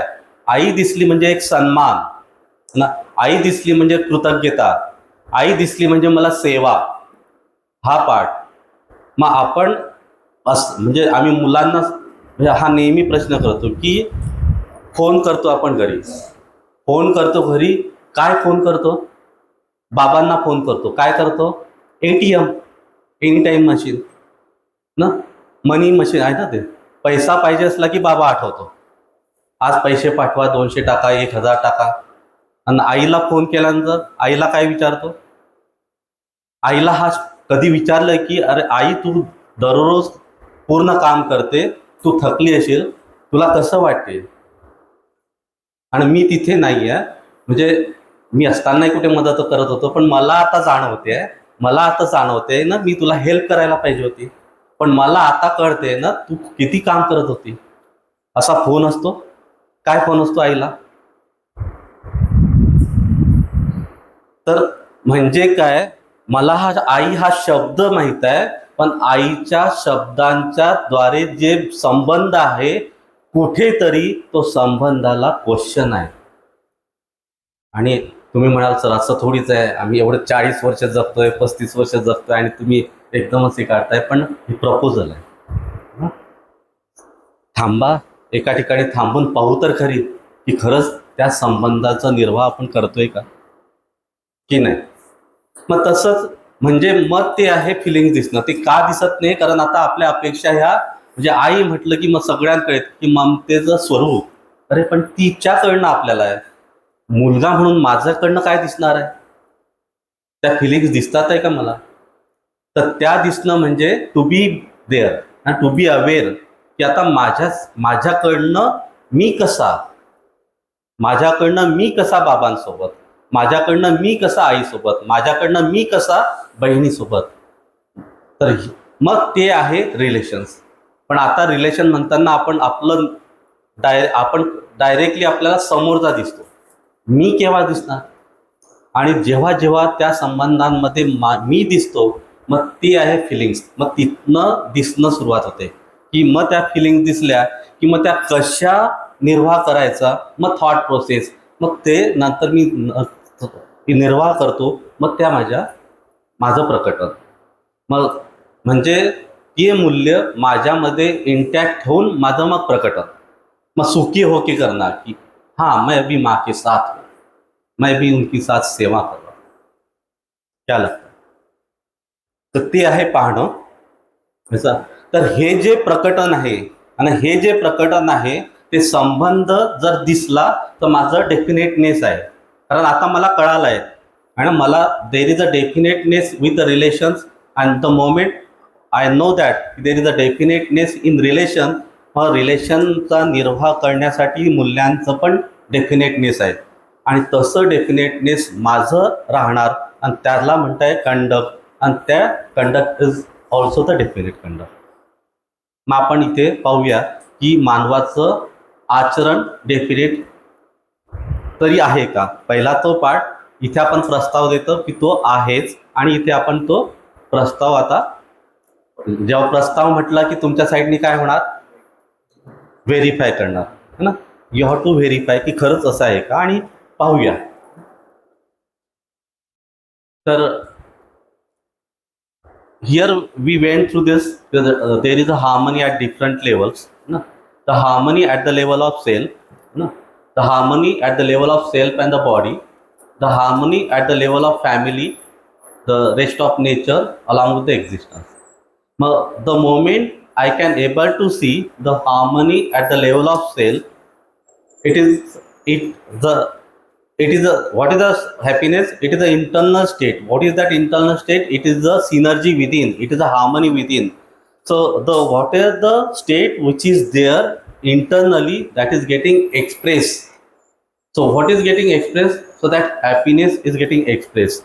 So whatever the internal state is there, it is getting expressed, and that expression other can recognize, yes, that happiness is getting expressed by that person. Why? Because that person itself is in that condition. Which condition? Which state? The synergy within, the harmony within. तर म्हणून आपण म्हणतोय की जिसके pass जो है वो उसका बंटन होगा ही. मग हे जेव्हा जेव्हा harmony is getting recognise which is there, है ना, the harmony is there and that is getting recognise, that is getting express in terms of the happiness. तसंच मग आपण पाहिलं की there is a harmony of that self along with the body. The moment we can see there is a harmony between the self and the body, then the self take the responsibility of body, to whom we are calling that as a self regulation. त्याला आपण संयम म्हटला. आणि when that responsibility has been taken, meaning is that then the self is taking the decision of what the health of body. Health of body means the पोषण संरक्षणाच्या अर्थाने आता त्याची काय गरज आहे ना. Nurturing, nourishment plus the protection plus the right utilisation of the body for that one, that feeling, that responsibility has been taken by the self. तर ती हार्मनी जसं सेल्फ आणि बॉडीचं, तसंच the harmony in the family. The moment we are able to see the human being, the moment we can see the relation between the human being that are getting express in terms of the values. मग ते आपण पाहिलं की from Vishwas up to प्रेम, तर मानव संबंधांचं प्रकटन हे मूल्यांच्या द्वारे. आणि कोणते मूल्य? विश्वास ते प्रेम. पण हा विश्वास ते प्रेम हा आहेच आतमध्ये and it is getting express. मग आपण विश्वासबद्दल म्हटलं होतं की it is what is the trust, what is the trust? Everyone is for me and when it will be happen I am there for everyone. So when I am there for everyone means what? I am there with cooperation, collaboration and coordination. तर माझ्या साईडनी मी cooperation, collaboration आणि कोऑर्डिनेशननी असेल म्हणजे trust is within me and that trust within me is getting express in terms of that cooperation, collaboration and coordination. मग जसं जसं माझ्या साईडनी सहयोग, सहभाग, सहकार होतोय म्हणजे काय? माझ्या साईडनी जेव्हा सहभाग, सहयोग, सहकार होतोय म्हणजे काय की मी माझ्यामध्ये मी त्या ट्रस्टसोबत, ट्रस्ट ह्या व्हॅल्यूसोबत, म्हणजे ट्रस्ट व्हॅल्यू काय आहे? I am intended what that की every other is for my happiness and the prosperity. आणि जेव्हा ज्या फिलिंग्स माझ्यामध्ये असतील की every other is for my happiness and the prosperity, I am there for that person. आता पण पहा ना, तुम्ही किती जणांना मदत करता कारण ज्या क्षणाला तुम्ही त्याला मदत करता म्हणजे you feel related to that person. आणि ज्याला मदत नाही करत त्याच्याशी काय वाटते तुम्हाला? का मदत नाही करत? Because you are not feeling related with that person. काहीतरी क्वेश्चन असतो आणि दॅट्स वाय आपण काम नाही करत. बरं, एकाच माणसासोबत एका कंडिशनला आपण मदत करतो आणि दुसऱ्या कंडिशनला आपण करत नाही, म्हणजे द सेम पर्सन ना. Then we are having the preconditioning की यावेळेस आपण मदत करतो आणि दुसऱ्या वेळेस नाही करतो की नाही होत. की समजा आपला मुलगा आहे, मुलाला आपण नेहमीच मुलाच्या सोबत आहे. काय वाटते तुम्हाला? पटकन कानात बसते ना, त्याच्या कानात बसते म्हणजे काय? मग तुम्ही म्हणाल नाही वी आर केअरिंग. हां, खरंच केअरिंग आहे का की तुम्ही मोबाईल पाहता नाही आणि तो तुमचा मोबाईल एक दोनदा असा झटकतो की मोबाईल घे, हे केअरिंग आहे का? मग किती छानपणे बोलतात त्याच्याशी. म्हणजे मग तुम्ही म्हणजे माझाच मुलगा त्याच्यासोबतच मी इन अपोजिशन ना. तर मग the moment we feel related then it will be reflected in terms of the values. But if not then मग इफ नॉट म्हणजे मग आचरण क्वेश्चनेबल झालं, मग तरी डेफिनेटनेस होत नाही. Same harmony with the rest of nature that is getting reflected in terms of the prosperity ना. मैं भी प्रॉस्परस हो जाओ है ना, आप भी means the rest of nature every entity and for that one माझा प्रोग्राम. आता डिप्रेशनचा असेल म्हणजे काय, इफ माझं लक्षच जात नाही तो एक पार्ट, म्हणजे मी एवढा बेहोशीमध्ये आहे की माझं लक्षच जात नाही. जसं आपण काल एक्झाम्पल घेतलं शेतीचं, तर शेतकऱ्याचं लक्षच जात नाही की तो त्या जमिनीचं एक्सप्लॉयटेशन करतोय. तो तर म्हणतोय मी शेती करतोय, पण त्याचं लक्षच जात नाही, तो एक पार्ट. लक्ष गेल्यानंतरही तो तिकडे लक्ष देण्यासाठी तयार नसतो. पण जर तसं असेल तर म्हणजे त्या व्यक्तीच्या त्या ह्युमन बिईंगच्या मानसिकतेमध्ये काय असेल, तर the harmony with the rest of nature, if the harmony is there then the prosperity would be there and that is getting reflected along with the rest of nature. आणि त्यात त्या प्रॉस्परिटी नसेल म्हणजे depression is there. फक्त दोन condition आहे ना, एक तर अप किंवा डाऊन. म्हणजे अप म्हणजे प्रगतीची किंवा अधोगतीची, अशी थांबलेली आहे बाबा आता नाही मी न्यूट्रल आहे असं अस्तित्वात तरी अशी कंडिशन दिसत नाही.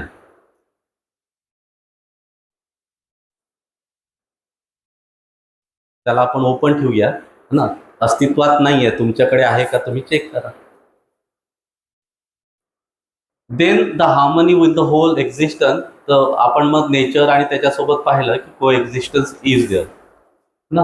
So the moment we are able to see the harmony at different level that is getting expressed in terms of that mutual fulfillment, मग म्युच्युअल फुलफिलमेंट मध्ये जाते. आणि हे mutual fulfilment is the definite conduct.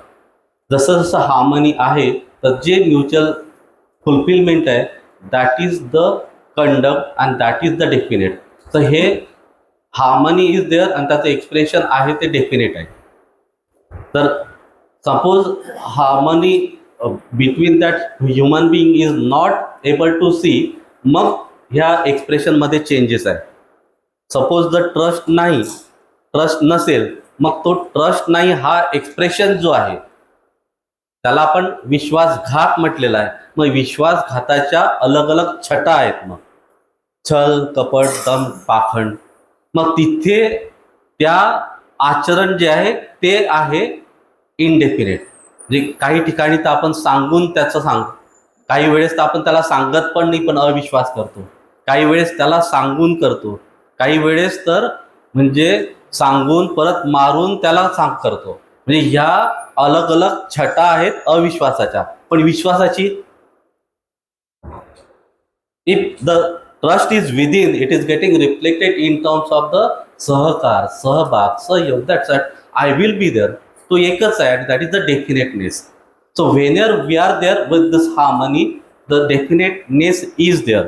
But whenever we are not able to see this harmony, then it is getting reflected in terms of the different way for a different person at a different condition, and that in that situation मग आपण म्हणतो की मानवाचं आचरण हे अनिश्चितच असते. बरं, अनिश्चित असते असं नाही, अनिश्चितच असते. च लावून दिला आपण, कारण आपण कसं आहे, मग आपण तसं असल्यामुळे आपण सर्वांसाठी ते लावून दिलं. कारण मी पण तसाच आहे, मी तसा म्हटल्यावर मग मी फक्त मला नाही ठेवणार की माझं आचरण अनिश्चित आहे, मी असं नाही म्हणणार.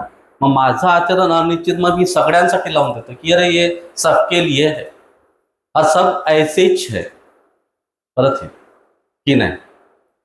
पण आता इथे तुम्हाला जाणवते का की the moment I am able to see this harmony, the moment I am able to see this harmony, am I able to see the expression is definite. काय वाटतं तुम्हाला? The expression itself is the conduct. Conduct म्हणजे माझं आचरण. तर माझं आचरण काय वाटतं इथे डेफिनेटनेस आहे की नाही? नाही सर, हे पण चेंजच असेल. एखादी कंडिशन सांगा मला.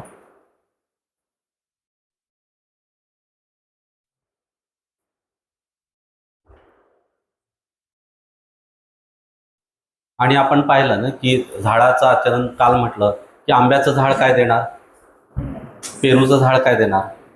पण मानवाचं एक्सप्रेशन सारखंच राहणार का?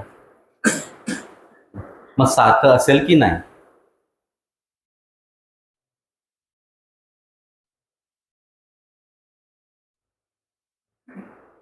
गाईचं पिल्लू त्याला ते वासरूच राहणार आहे, है ना.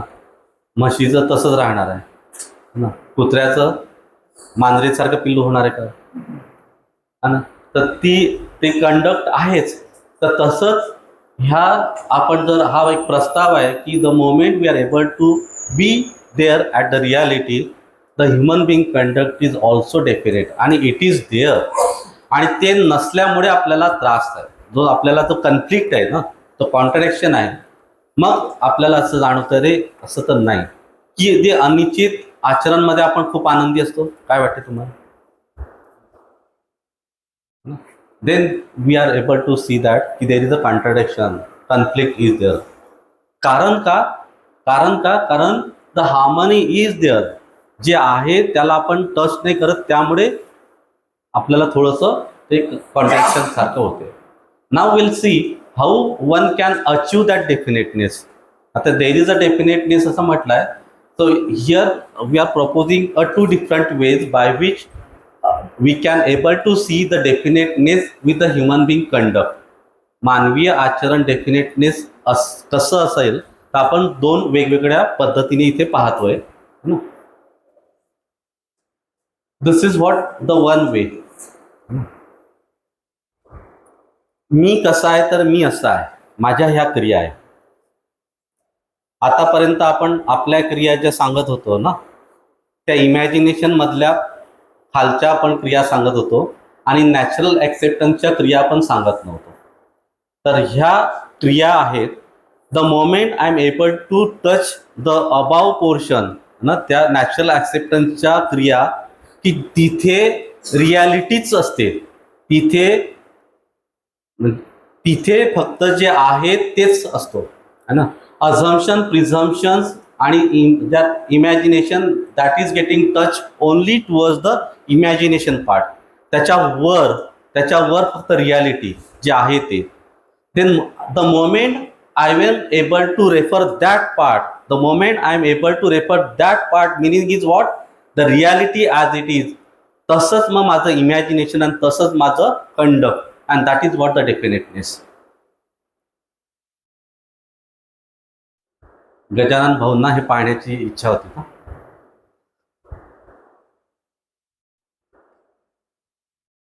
काय म्हटलंय इथे, है ना. Again this is the proposal, है ना. This is the proposal. Keep yourself open, try to see. म्हणून आपण म्हणतोय की पहा, है ना. Observe within. काय पाहायचं? Just try to able to see what we are. आणि मग आपण खाली जातोय ना की just try to see the imagination. पहिले इमॅजिनेशन तर पहा, तुमची इच्छा विचार आशा दिसत आहे का. Above that one now from yesterday आपण म्हणतोय just try to see the feeling. भाव तर पहा. भाव कोणता? संबंधांचा. आणि संबंधांचा भाव म्हणजे परस्परतेमध्ये भागीदारी. तर परस्परतेमध्ये भागीदारी, तो संबंध मला दिसतोय का? The moment I am able to see that relation that is getting reflected in terms of the feelings. मग त्या फिलिंग्स मला दिसत आहे का? Above that one the moment I am able to see the participation. Above that one व्यवस्था. तर हर इकाई एक व्यवस्था है. क्या ये मुझे दिख पाता हूँ? क्या ये मैं देख पाता हूँ? म्हणजे हर इकाई एक व्यवस्था है. तर व्यवस्था आहे म्हणजे there is a complementariness for every entity. परस्पर पूरकता आहे तशी एंटिटी, आणि तशा एंटिटी एकमेकांसोबत संबंधित आहे तर ती भागीदारी. आणि हे आहेच ना. That is what the reality. So if I am able to touch that part, depending upon that one my desire, my thought process, my expectation would be there. मग माझी तसा इमॅजिनेशन आहे. बेस्ड ऑन दॅट वन मग माझं मानव संबंधांमध्ये behaviour, मानवेतरमध्ये ज्या कार्य, त्याला म्हटलंय वर्क. तर असा माझं बिहेवियर, असं माझं कार्य. जर माझं इमॅजिनेशन हे जर व्यवस्थेच्या अर्थाने असेल, व्यवस्थेच्या भागीदारीच्या अर्थाने असेल, तर माझं जे एक्सप्रेशन आहे in terms of the behaviour, मग काय असेल ते डेफिनेट असेल की इनडेफिनेट असेल.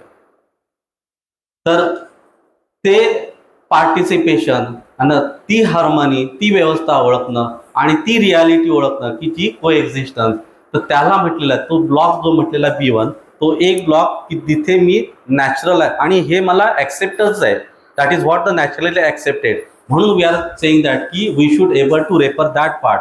Based on that one then my imagination would be there and based on that one मग माझं प्रकटन. आणि हे जे प्रकटन असेल तर त्याला म्हटलेलं आहे डेफिनेट.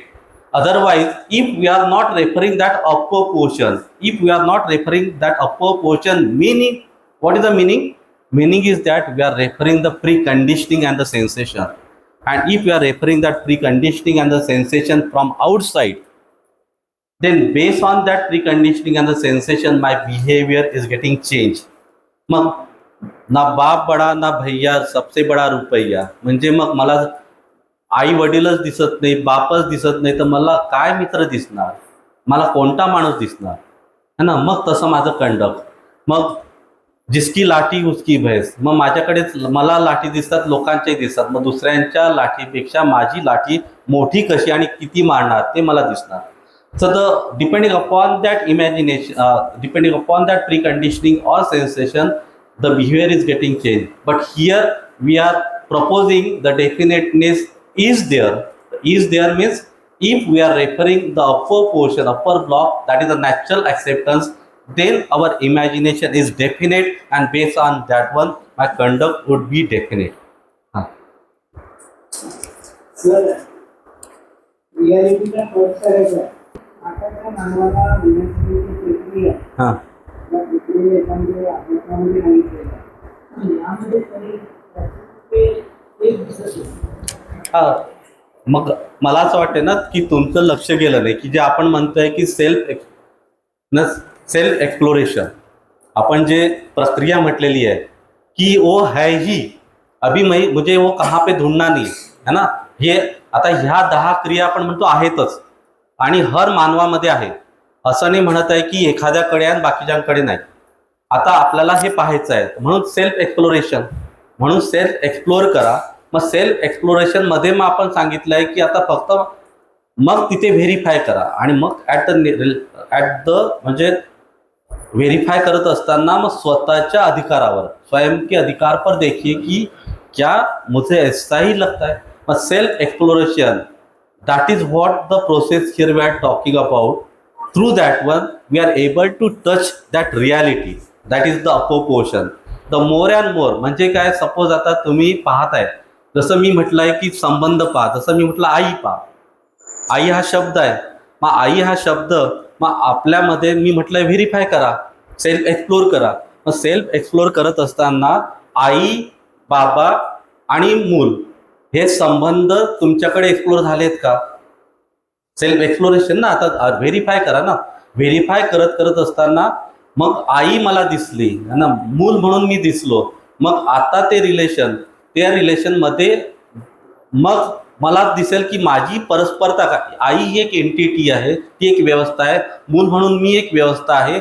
आता त्या व्यवस्थेची भागीदारी काय, माझी आईबद्दलची भागीदारी काय. मग मला तो टच होतो की अरे हो, आई माझ्यासाठी है ना, माझ्यासाठी एवढं काही करते, तर माझा पार्ट काय. कारण ती एक व्यवस्था आहे, त्या व्यवस्थेची पूरकता आता मला दिसते. त्या व्यवस्थेची मला पूरकता दिसते. The moment I am able to see this पूरकता, then I should be with. मी कसा असावा, मग मी पण पूरक असावा. मग मी पूरक कसा असावा, मग माझं पूरकता असणार की हो है ना, श्रेष्ठतेचा सन्मान. तो श्रेष्ठतेचा सन्मान प्लस आता आईचं वय असेल किंवा कसे पण असेल तर सेवाभाव माझ्यामध्ये पाहिजेत. कारण मी तो सेवाभाव कसा येणार, मी जेव्हा 6 महिन्याचा होतो, 1 वर्षाचा होतो, तर मला काही करता येत नव्हतं. पण त्या एंटिटीनी सर्व माझं केलंय. ते दिसणं, मला जेव्हा काही येत नव्हतं तेव्हा त्या एंटिटीनी माझं सर्व काही केलं. हा जर मला दिसलं तर आता माझं कर्तव्य आहे, माझं दायित्व आहे काय. मग तो सेवाभाव मला दिसणार की आता त्या एंटिटीला गरज आहे, मी तिच्यासाठी. तर हे दिसणं म्हणजे I am referring to that natural. आणि हे मग हे कोण सांगणार. आता किती पण मी सांगितलं तर तुम्ही फक्त हो म्हणणार, नंतर म्हणणार जाऊ द्या. मग हे केव्हाच तुमचं सत्व होणार,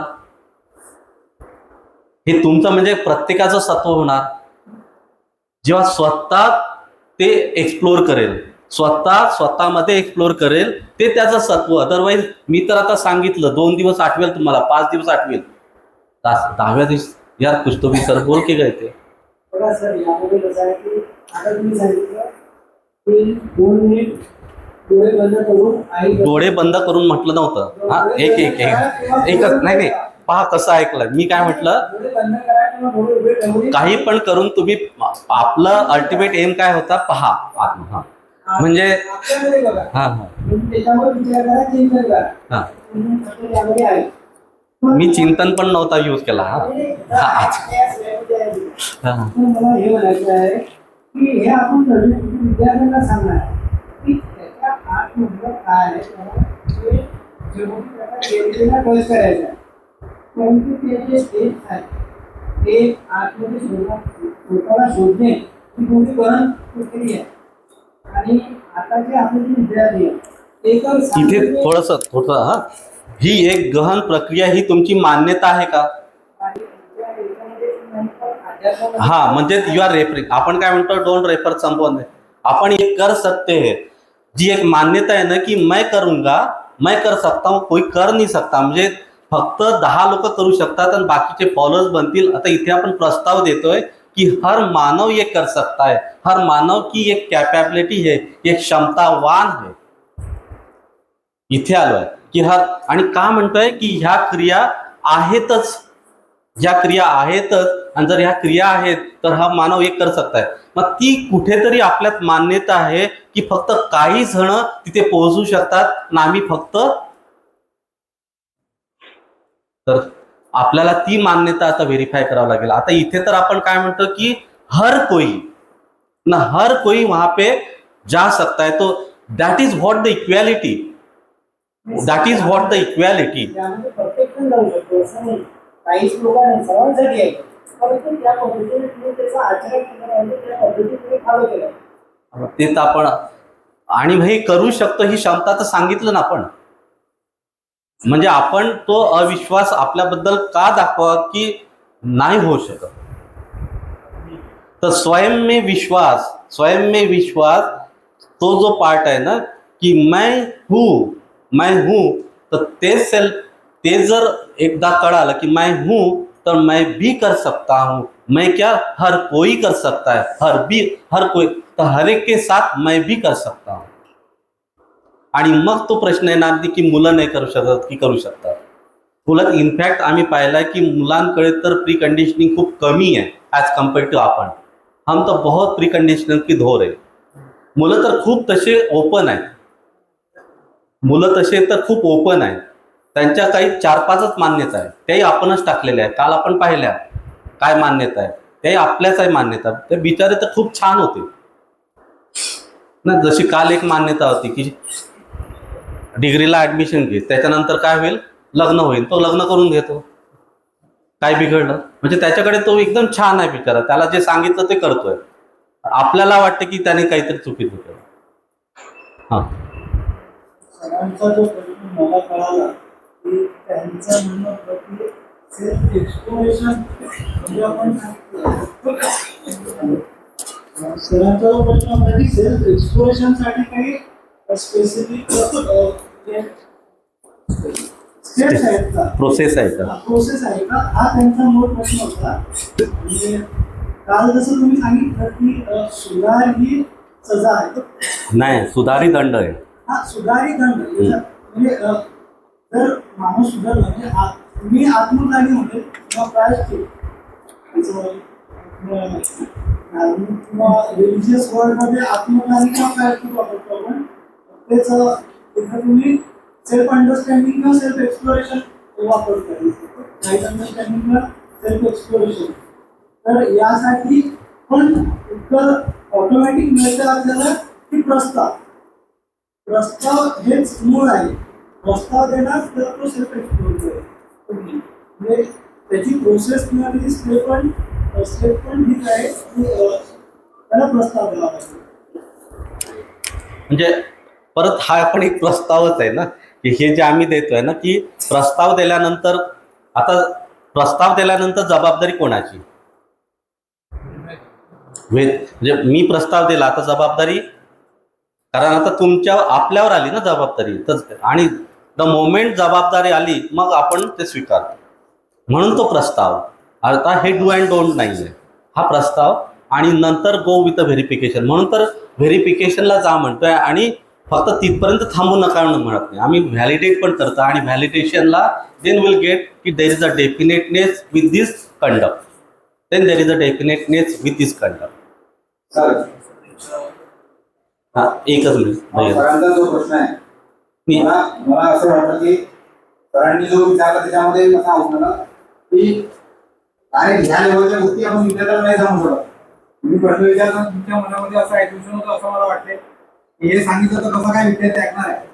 पण आपल्याला हे समजलं की हे स्टेप आहे, म्हणजे आपण ह्या 4 दिवसामध्ये ज्या गोष्टी आहे की त्या जसं जसं विद्यार्थ्याला उपलब्ध होतील किंवा मला जसं जसे उपलब्ध तेव्हा ते एकदम या लेवलला पोहोचणार. म्हणून आपल्याला एकदमच हे असं होईल असं एकदम बोलायला शक्य नाही आहे.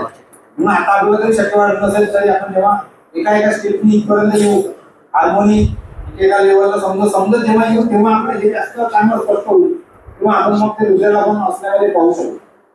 आणि हा जो भाव आहे ना की याला नाही समजू शकत म्हणजे काय,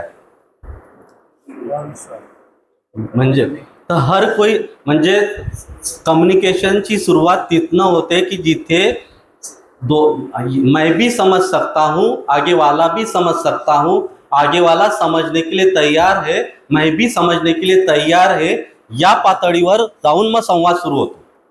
आणि जर आपण विद्यार्थ्यांना जर वर्गात गेलो आणि अरे यांना समजूच शकत नाही, काय सेशन घेऊ शकाल तुम्ही.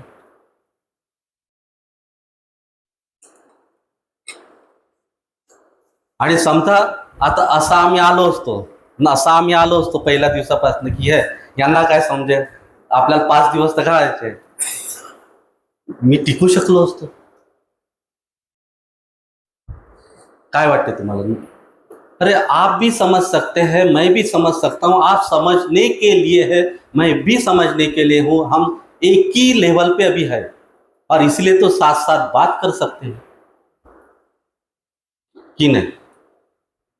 सांगा ना, जर असं असतं किंवा मी म्हटलं असतं नाही रे माझ्याकडे तर खूप कंटेंट आहे, यांना काय, यांना थोडीच कळणार आहे, मी करू असतो का इथे फालतू, मी असतो मग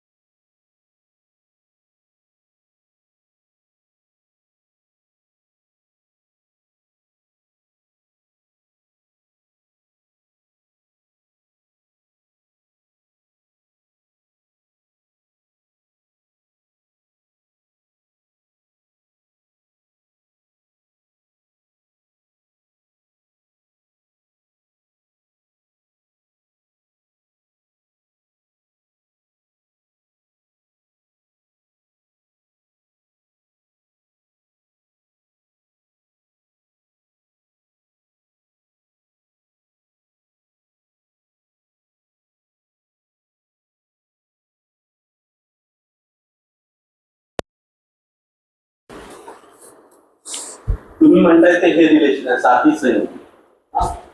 आणि सुधार ही दंड आहे. आता साथी संयोगीमध्ये है ना, अनिल भाऊ तुमचं उदाहरण देऊ डायरेक्ट. हे आहे डायरेक्टर.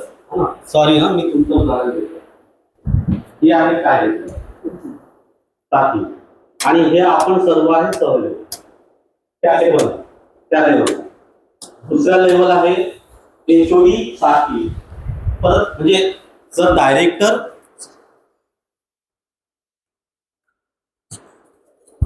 जे डायरेक्टर साथी झाले तर डायरेक्टरच्या सोबत जे काम करणारे सहयोगी ती एक आता व्यवस्था झाली. हा, आता त्या व्यवस्थेमध्ये अजून खाली परत सब पार्ट म्हणजे सब व्यवस्था कसं की मग एचओडी साथी आणि सगळे शिक्षक लोक सहज. आता हे एचओडी आणि शिक्षक हे सगळे तर शिक्षकच आहे. हे सगळे 40 जण म्हणजे आता तुमच्याकडे 25-26 असतील, तसे समजा 40 आहे समजूया. हे सगळे 40 जण शिक्षकच आहे. हे सगळे जण 40 आहे, पण त्याच्यातल्या एकाने रिस्पॉन्सिबिलिटी घेतली. काय रिस्पॉन्सिबिलिटी घेतली की ह्या व्यवस्थेमध्ये तो एक त्याची रिस्पॉन्सिबिलिटी आहे की या सर्वांसोबत काम करणे, या सर्वांकडनं काम करून घेणे. आता हे रिस्पॉन्सिबिलिटी घेतली तर पद हे न्यायाच्या अर्थाने आहे, आणि पद हे एक रिस्पॉन्सिबिलिटी आहे, आणि दॅट इज अ कमिटमेंट. तिथे हे पद आहे. तर हे पद कशासाठी की अभी मैं इनके साथ हूँ, अभी मैं हर वक्त इनके साथ हूँ, तन मन धन के साथ इनके हूँ. मग असं मला दिसणार नाही. मग काही जण काम करतात, नाही करत म्हणजे मग मी चेक करेल की असं का होते आहे, का करू शकत नाही. मग माझं काही सांगताना चुकते की त्यांचं काही होते. मग मला आता त्यांच्याबद्दल द्वेष नाही, त्यांच्याबद्दल विरोध नाही. मला आता तिथे मी त्यांच्यासोबत जाऊन विचार करतोय असं का होते. मग का होते तर आलस्य, प्रमाद, अज्ञान. आलस्य, अज्ञान म्हणजे लिहूनच ठेवतो ते, म्हणजे तुम्हाला शब्द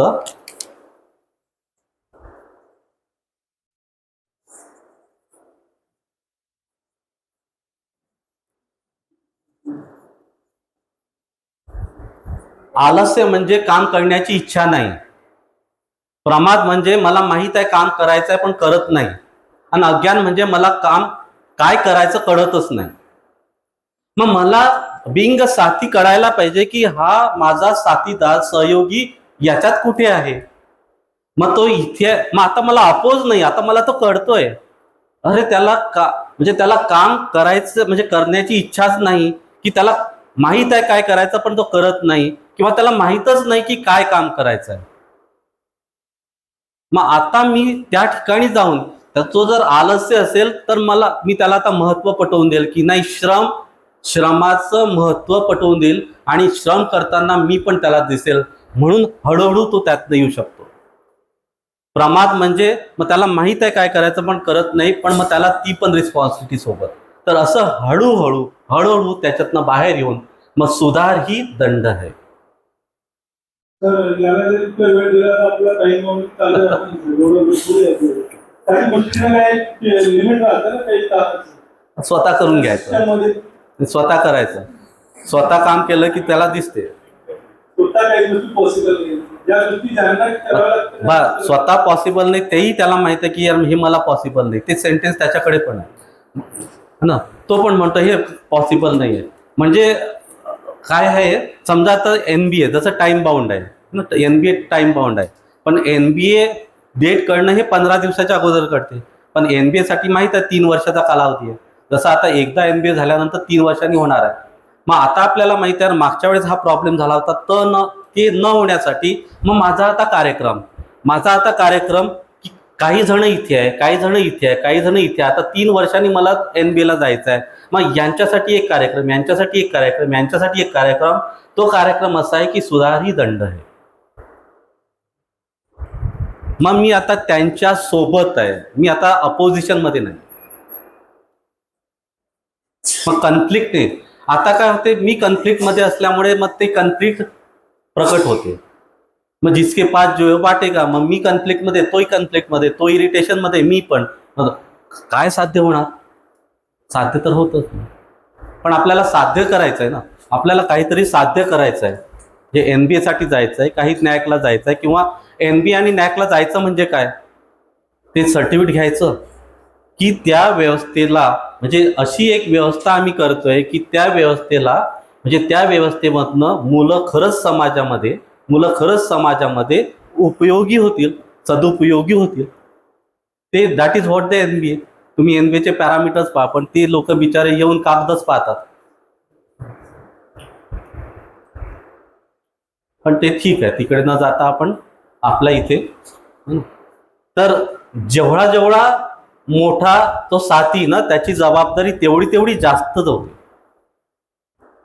आणि म्हणून ती जबाबदारी घेऊन है ना दर वर्षाला असे प्रोग्राम ठरवतात की ठीक आहे भाई, आज तो लक्ष जाईल, उद्या जाईल, की हे तुम्हाला बोलत राहतात, हे असं नाही तसं नाही, तुम्हाला माहित नाही आणि आपल्याला ते घ्यायचंच आहे असं सांगितलं की मग त्यांचं सांगणं कसं की नाही, हा एक UHVचा कोर्स आहे, आपल्या मुलांसाठी पण चांगला आहे, त्याच्या अगोदर आपण पण समजून घेऊया. दिस इज व्हॉट द रिस्पॉन्सिबिलिटी. ठीक आहे ना, असतील कुठे, पण आपण एखाद्या कंटेंट सोबत है ना येऊया बाहेर, सोबत राहूया. आणि सोबत राहण्यासाठी ते स्वतः बसतात की नाही. म्हणजे मी इथे आलो म्हणून सर्व चांगलंच सांगतोय असं नाही. म्हणजे असू शकतात ना, माणूस आहे, मी पण आहे, मी पण चुकत असेल, असू शकतात ना. पण मी चुकाच पाहायच्या का, की माणूस पाहायचा आणि सोबत राहायचं आहे ना. जसं घरामध्ये सोबत तर राहायचंच आहे, मग दोघं जण सोबत राहताना काय पाहणार एकमेकांचं.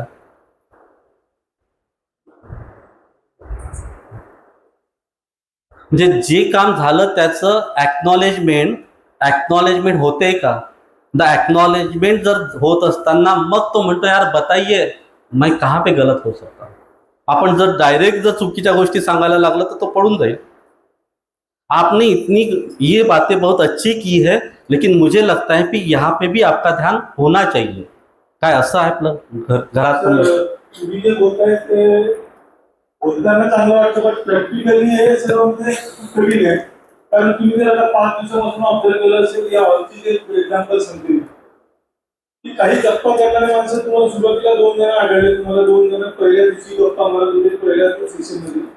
त्यांची संख्या हळूहळू वाढत चालली आहे आणि त्यांची मेजॉरिटी तयार झालेली आहे, ग्रुप तयार झाले. तर हे सेम सिस्टममध्ये तयार होतं सर, की जो मधाचा व्यक्ती आहे, जो त्याला माहिती आहे काय करायचं, पण करण्याची इच्छा नाही, तो त्याची मेजॉरिटी वाढवण्याचा प्रयत्न करतो. तर असं कुठे ना कुठे होत असतं. म्हणून हा एक साधारण प्रश्न तुम्हाला विचारतो, अजून त्याला कशा पद्धतीने आपल्याला करते. कारण तुम्ही खूप चांगलं सांगितलं, जर एचओडीने एचओडीच्या अंडरमध्ये समजा 8 जण त्याने जर या लेवलवरती काम केलं तर मला कोणाला कोणालाच काम करणार किंवा आम्हाला सुद्धा ते ऑटोमॅटिक वेळेच्या सर्व गोष्टी होत जातील. आणि याचं अजून एक एक्झाम्पल सांगायचं झालं तर काल सर्व आपल्या स्टाफने लास्ट सेशन मध्ये सर्वांना विचारलं की किती जण तयार आहात. तर आय थिंक मला वाटतं की तुम्ही जरा 15 किंवा 20 पेक्षा जास्त नावं आलं असतील. कारण नुसतं असं माहिती त्यांच्यामध्ये कॅपेबिलिटी नाही असं नाही, ते दूर पडण्याचा प्रयत्न करतात. पण त्याच्यावरती नावही आले असतील की तुम्हाला मोजकीच एक ठराविक नाव भेटले. पण 20 पण खूप आहे आमच्यासाठी. जसं मी एक्झाम्पल सांगतोय तर ते असं होतं. ते मग तेच आहे ना, की असं आपण समजून म्हणजे असं आपण म्हणजे एखाद्यावर अविश्वास दाखवणं थोडंसं म्हणजे हे होईल की प्रत्येकाच्या प्रायोरिटीज आहे. हर मानव वही करता है जो उसको महत्वपूर्ण मग आजच्या क्षणाला ते त्यांना महत्वपूर्ण वाटत नसेल म्हणून त्यांनी नाही म्हटलं, पण म्हणून ते नाहीच म्हणणार असं नाही. काय वाटतं, आज नाही म्हणताय उद्या हो म्हणतील. प्रस्ताव तर आहेच, प्रत्येकाकडे प्रस्ताव तर गेलेलाच आहे. आइए ना, आइए यहाँ पे आइए. सर जैसे आपने बड़े गाइड किया 3 पार्ट में, आलस्य, प्रमाद और अज्ञान, एज वाइज या टाइम वाइज या खाने पीने के अकॉर्डिंग, तो इसके बारे में थोड़ा सा कैसे आइडिया रखेंगे, इसमें आलस्य है या प्रमाद है या अज्ञान है. ऐसा एक एक शब्द के लिए फिर हमें 1 महीने का वर्कशॉप लेना पड़ेगा. फिर भी मैं बताता हूँ, आप कितने बजे पहुंचे यहाँ पे? आप कितने बजे पहुंचे? 9:30 बजे तो मुझे देखे नहीं आप। नहीं, मैं हाँ नहीं, यहाँ पे है ना, यहाँ पे आप 9 बजे तो नहीं पहुंचे ना। डायरेक्ट हम आपसे ही बात कर, चलेगा ना, आपसे ही बात किया तो। हाँ, तो आप कितने 9 सवा 9 बजे आए? हाँ, कॉलेज में आप आए होंगे 8:30 बजे, है ना। हाँ, यहाँ पे आप 9 पे नहीं दिखे।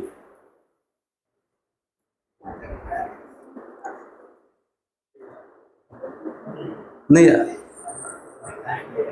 हाँ हाँ, तो समझिए कि 10-15 मिनट लेट है। आप कॉलेज में रेगुलर मीन्स बहुत पहले आए थे, 8 बजे 8:30 बजे आ गए, लेकिन यहाँ पे आप सवा 9 बजे आए, ऐसे समझिए, है ना। ऐसा अगर होता है तो अभी मैं क्या समझूँ आपके बारे में? देखिए ना, ऐसे केसेस ना हम जब दूसरों के तरफ देखते हैं तो हमें लगता है कि भाई ये क्या चीज़ है। जब अब अपने पे आती है ना, फिर हमें पता चल जाता है कि एग्जैक्टली उसको क्या कहना चाहिए। तो ऐसा भी हो सकता है कि जाने दो यार, 10-15 मिनट तो ऐसा ही रिकैप होता है, उसमें क्या कंटेंट नहीं जाते, है ना, हम बाद में जाएंगे, ऐसा भी हो सकता है। ऐसा भी हो सकता है नहीं, रिकैप में मुझे पता चलेगा ना 4-3 में क्या हुआ, वो भी हो सकता है, फिर मैं 9 बजे पहुंच जाऊं। और मैं अगर नहीं पहुंच पाता हूं तो मीन्स अलग अलग कंडीशन से, या मैं उसके तरफ ध्यान ही नहीं दे रहा हूँ कि ठीक है अभी सर ने बताया 5 दिन रुकना है, मैं भी रुक देता हूँ, और अभी 1-2 क्वेश्चन पूछने में क्या है, पूछ ही लेते हैं तो आंसर तो मिल ही जाता है। तो हमें उस पर देखना पड़ेगा ना, हमारी स्थिति क्या है। और मैंने बता ही दिया ना, आलस्य मीन्स हम करना नहीं चाहते, प्रमाद मीन्स मुझे पता है क्या करना है लेकिन मैं नहीं करता हूँ, और अज्ञान मुझे पता ही नहीं क्या करना है। सर, चौधरी सरांनी जो प्रश्न मांडला तो त्याचा त्याची उत्तर काय आहे की आता आमचं सेमिस्टर सुरू होणार आहे, म्हणजे मी क्लिअर सांगतो, आमचं सेमिस्टर सुरू होणार, प्रत्येकाने त्याची जबाबदारी म्हणजे प्रमाणित केली पाहिजे। तर आता सेमिस्टर सुरू होणार आहे, मी 19 म्हणून मी पहिले डिपार्टमेंटची मीटिंग घेईल, तेव्हा आधी मी माझी कोर्स आहे का माझ्या फॅकल्टीला दाखवली की ही अशी कोर्स पाहिजे बनवलेली आहे, तुम्हाला अशी बनवायची। तर मी त्यांना दाखवली माझे कोर्स, आणि मी दरवर्षी सेमिस्टरला माझीच कोर्स लागली, फॅकल्टीला सांगतो की ही बघा कशी बनवलेली आहे, तुम्हाला अशी बनवायची। तर माझे सहकारी व्यवस्थित ते करतील, त्यांना माहिती आहे तर आपण एकूणच तयार करून तुम्हाला फाईल आपल्याला पहिले दिवशीच्या पहिल्यांदा सांगता आपल्याला, तर ते आपल्यापासून मोटिवेट होणार नाही ना, त्यांना माहिती नाही मानणार आहे आपल्याला। तर अशी सुरुवात जर आपल्यापासून केली तर ते आपले सहकारी पण त्याचे लवकर करतील। काल आपण उदाहरण घेतलं होतं शिक्षण संस्थामध्ये कि बच्चा अपना करना नहीं देखता है, वो अपना भाव देखता है। आपल्या इकडे लक्ष जाते, जर भाव चांगला असेल ना तर ते पकडल्या जाते, आणि मग त्या भावासोबत मग हे दिसतं, म्हणजे आता हे केव्हा दिसेल, राइट इव्हॅल्युएशन, माझं पण मला सही मूल्यांकित मैं कर पाता हूँ मेरा, कारण मी माझं जर अधिमूल्यांकन केलं तर मी समोरच्याचं काय करतोय, अवमूल्यन करतोय। तर माझं सही मूल्यांकन करणं आणि त्या धरातलला इंटेन्शनवर इंटॅक्ट राहून मग मला दुसरा या ठिकाणी दिसू शकतो, मग तिथे सोल्युशन। आता जसं तुम्ही म्हणाला की मी फाईल दाखवतो, तर हा खूप छान आहे, आणि तुम्ही त्यांचा बोलू शकतात की आपल्याला या सेमिस्टरमध्ये ना कोर्स फाईल तयार करायची आहे, आणि कोर्स फाईल पहिल्या दिवशी आपल्याला फक्त, आता टोटल जर 20 कागद लागतील तर 4च कागद लागतील, कारण नंतरचं तर आपल्याला इट इज द प्रोसेस ना, क्युम्युलेटिव्ह प्रोसेस, दररोज 7 दिवसात 15 दिवसात त्यात कागद ॲड होत राहतात।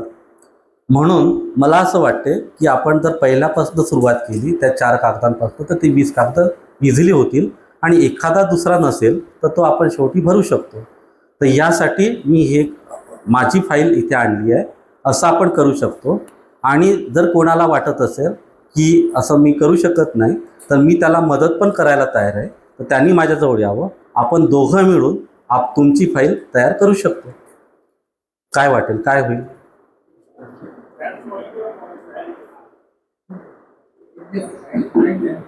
सर जी, आपल्याला मस्त 10 दिवस घ्यावं लागेल. आणि थोडं काय करू शकतो त्याच्यानुसार आपण त्याला आता काम केलं त्यातून ते आउटपुट येऊ शकते. अदरवाईज मग आपण जे बोलतोय ते तिथे स्टॉप होईल आणि आपण तिथं अडकून बसू. छान.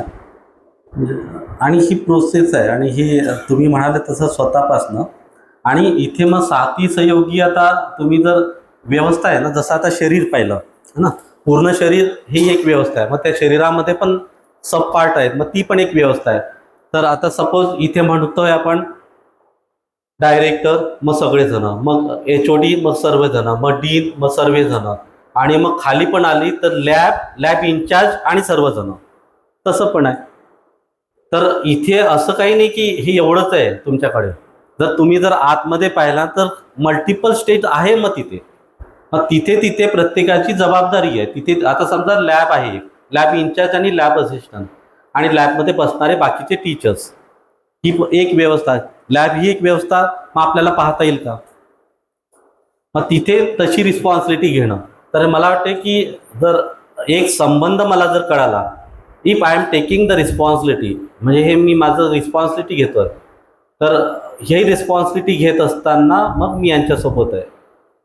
तसे 2 शब्द आहेत, साथीचं दायित्व असते आणि सहयोगीचं कर्तव्य असते. सहयोगी करत असतो आणि साथीचं दायित्व म्हणजे तो करत पण असतो, पण त्याला जर काही कळत नसेल तर ते तिथपर्यंत नेणं म्हणजे त्याचा दायित्व. म्हणजे त्या राईट अंडरस्टँडिंग, राईट फिलिंग तिथपर्यंत. Suppose right understanding, right feeling आणि राईट स्किल असं जर म्हटलं तर सहयोगी स्किल प्रमाण सोबत इथे आहे, पण साथी त्यांचं राईट अंडरस्टँडिंग, राईट फिलिंग सोबत त्याला वर नेण्याचा प्रयत्न करतो. असं ते रिलेशन्स आहे.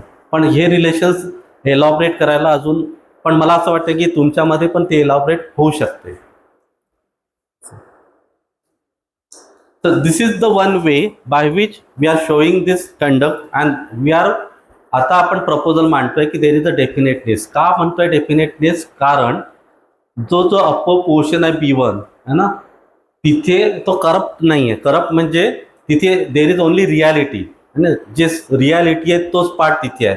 मग खाली त्या इमॅजिनेशन मध्ये आपल्याकडे प्री कंडिशनिंग्स आणि इमॅजिनेशन्स आहे. A lot of pre-conditioning and imagination is there, and based on that one thought process and expectations are there. पण जर आपण तो B1 ब्लॉकला जर टच करू शकलो, if we are able to refer that one, that is what the natural acceptance.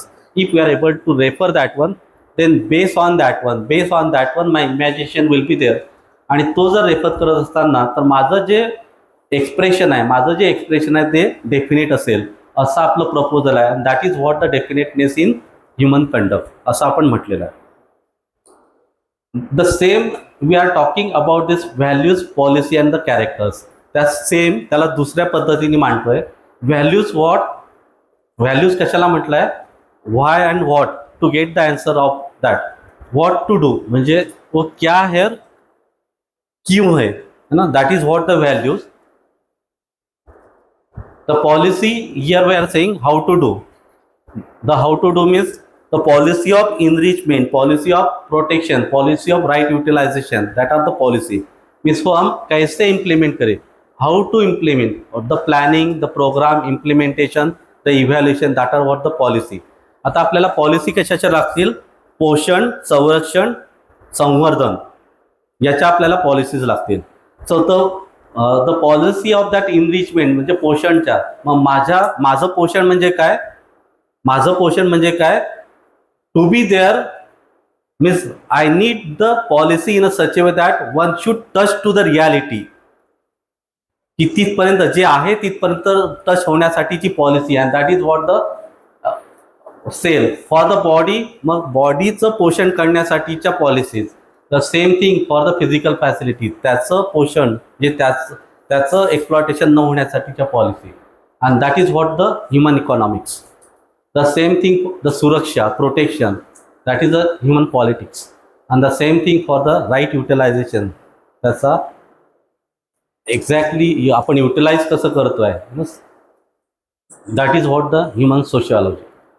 So to have that policy, that planning, and the third part is the characters, how to be there along with the other human being, along with the non-human being, compassionate behavior work, दयापूर्ण कार्यव्यवहार.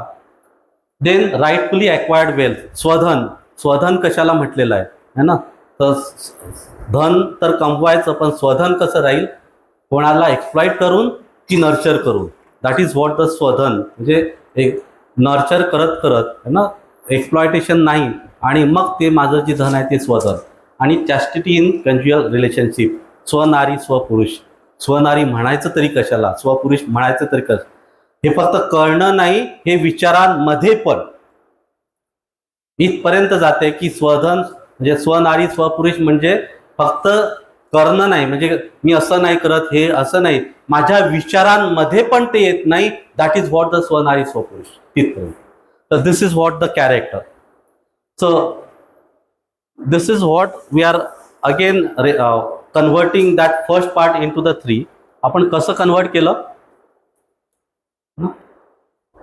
how we converted it. So the understanding and the feeling, the understanding feeling in terms of the values, the thought process, that is the policy, and then the behavior and the participation, that is what a character. The understanding and then the feeling, these are the values.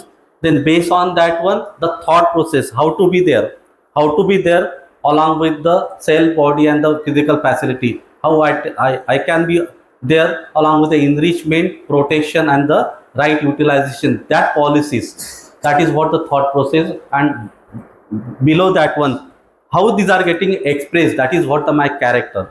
Then how I am there along with the human being and along with the non-human being, that is the दयापूर्ण कार्यव्यवहार.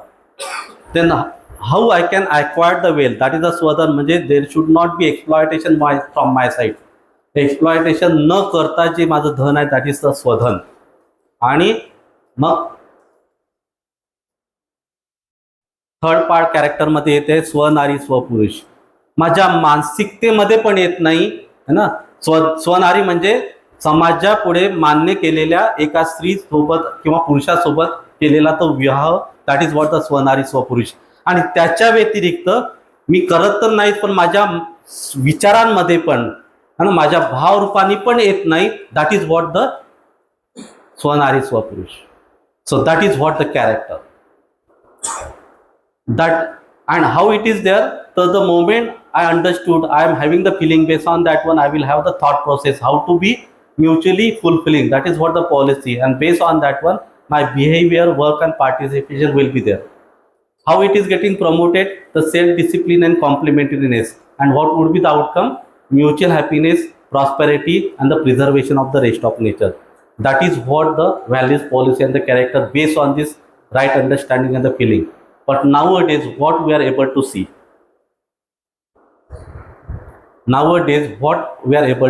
here, काय पाहतोय आपण,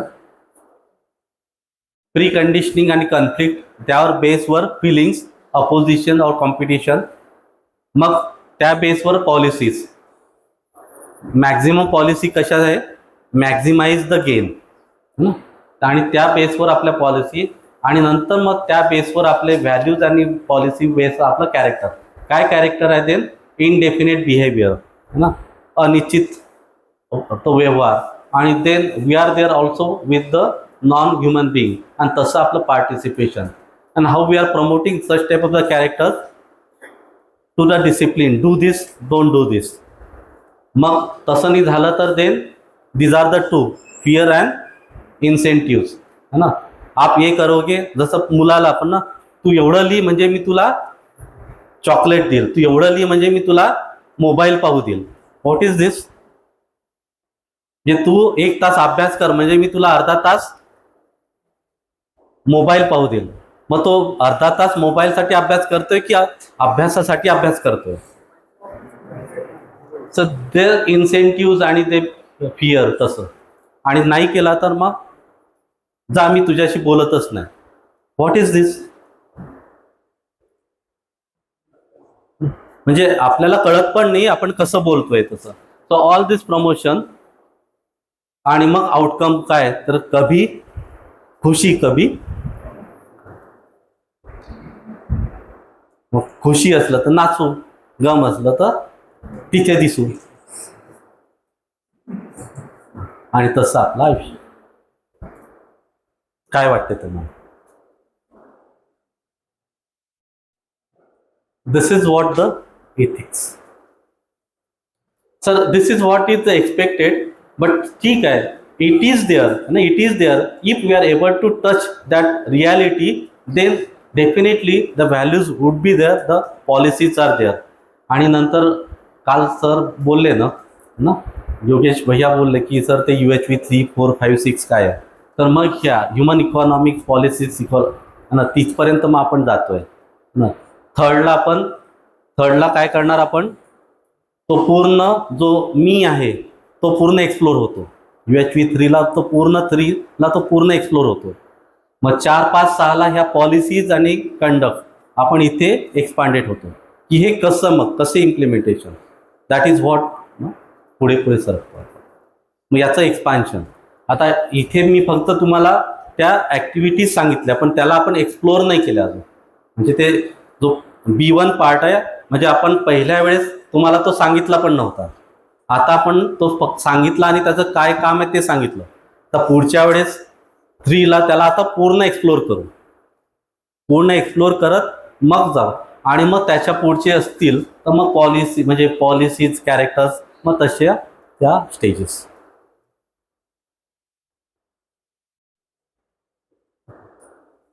then to whom we are calling as a professional ethics, है ना. Profession is what, आपण हे सोसायटीमध्ये पाहिलं, आपलं मानव लक्ष्य काय आहे, आपलं स्वयं में सुखी समाधानी, परिवार में सुखी समाधानी और समृद्ध, समाज में सुखी समाधानी समृद्ध परिवार के साथ अभयता, और ऐसे हम नेचर के साथ यानी कि को एग्जिस्टेंस में, ये अपना ह्यूमन गोल. तो ऐसे के लिए देन हमने 5 डायमेंशन कहे थे कि ये 4 इस मानव लक्ष्य को जब हमें अचीव करना है ना, हमें यहाँ पे अगर हम ये ध्येय के ये लक्ष्य के पास जाना है, तो उसके लिए there are the 5 different dimension, through that one we can achieve it. तो इस डायमेंशन में जो हम काम करते हैं वो है प्रोफेशन. इस डायमेंशन में जो हम काम करते हैं वो है प्रोफेशन. तो to whom we are calling the profession, the profession is a mode of participation by human being in the larger order to for that human goal that might be individual or collective. तो इस human गोल के लिए, इस मानव लक्ष्य के लिए, इस dimension में जो हम काम करते हैं उसको हम कहते हैं प्रोफेशन. और इथिक्स, तो इस डायमेंशन में जो हम काम करते हैं तो उसके लिए जो हमारा कंडक्ट है ना, जो कंडक्ट है उसको हम कहते हैं ethics. So that is what the ethical conduct. So ethical conduct of professional implies that what is the right utilization of one's professional skill for the participation. तो उस जैसे हम शिक्षा संस्कार में काम कर रहे हैं, तो शिक्षा संस्कार में हम क्या काम करते हैं, हम शिक्षक हैं, तो शिक्षक हम क्या काम करेंगे, शिक्षक विद्यार्थी के साथ हम रहेंगे. तो विद्यार्थी के साथ रहना ये हमारा प्रोफेशन है, शिक्षक ये प्रोफेशन है, लेकिन हम उनके साथ कैसे रहे ये हमारा इथिक्स है. तो वो कैसे रहे, तो वो एक स्किल के पास भी रहेगा, और देन इट इज अलॉन्ग विद द राइट अंडरस्टैंडिंग ऑल्सो. तो हम शिक्षक है, ये हमारा प्रोफेशन है, हम विद्यार्थी के साथ कैसे रहे ये हमारे इथिक्स है. तो वैसे ही हेल्थ, स्वास्थ्य संयम, वैसे उत्पादन कार्य, न्याय, सुरक्षा, विनिमय हो. तो this is what the professional ethics. तो जैसे जैसे हमें पता चलता है कि this is what the harmony, this is what the human goal, and based on that one this are the dimension. अगर मुझे पता चलेगा कि ये मानव लक्ष्य है, ऐसे डायमेंशन से तो मेरा प्रोफेशन कैसा रहेगा, देन मुझे पता चलेगा कि क्या प्रोफेशन से। और जैसे जैसे मुझे पता चलेगा कि मानव, जैसे शिक्षक विद्यार्थी, जैसे मुझे पता चलेगा ये संबंध, तो वैसे ही मेरा कंडक्ट विद्यार्थी के साथ रहेगा। वो प्रोफेशन इथिक्स वो भी डेफिनेट रहेगा, क्योंकि now I know that what exactly the student. हम विद्यार्थी के साथ रहते, व्हाट इज द पर्पस, क्यों रहते, क्या, जैसे हमने रिकॉग्नाइज किया एक विद्यार्थी, हमने रिकॉग्नाइज किया एक विद्यार्थी, तो क्या संबंध आहे वो, आपल्याला हे माहित आहे की विद्यार्थ्यांनी आपल्यासोबत कसं वागावं, आपल्याला माहित आहे आपण विद्यार्थ्यांसोबत कसं असावं, त्याला मारायचं, झोडायचं, तंगडी तोडायची नाही, आम्ही त्याच्या भल्यासाठी करतो। मग तो तेच म्हणतो। तर ते ना त्या डायमेन्शनमध्ये राहत असताना मला जर कळालं, मी तिथे आहे म्हणजे ते प्रोफेशन कसं असावं, ते इथिक्स, मग मला कसं इथिक्ससाठी I should know the values, I should know the policies, I should know along with the character, then I will be there along with the kid, along with that student. That is what the ethics. This is what the characteristics. The clarity. माझं clarity with दिस, मानव लक्ष्य काय, मानव लक्ष्य एकदा clarity असतो, नंतर स्वयंमे विश्वास, माझ्यामध्येच विश्वास, स्वयंमे विश्वास कसा होणार की जसं त्या ज्याही प्रोफेशनमध्ये असेल, तो जो परस्परतेमध्ये आहे कि वो भी समझना चाहता है, वो भी समझदार होना चाहता है, मैं भी समझदार होना चाहता हूँ, और उनके लिए हम साथ साथ है। ह्या एका पातळीवर येणं म्हणजे स्वयंमे विश्वास, ह्या एका पातळीवर होणं म्हणजे स्वयंमे विश्वास। मग स्वयंमध्ये विश्वास असताना ते श्रेष्ठता का सन्मान, मग मला आता श्रेष्ठता कळेल, नाहीतर माझं मग उणं धुणं काढणं, मला श्रेष्ठताच दिसत नाही।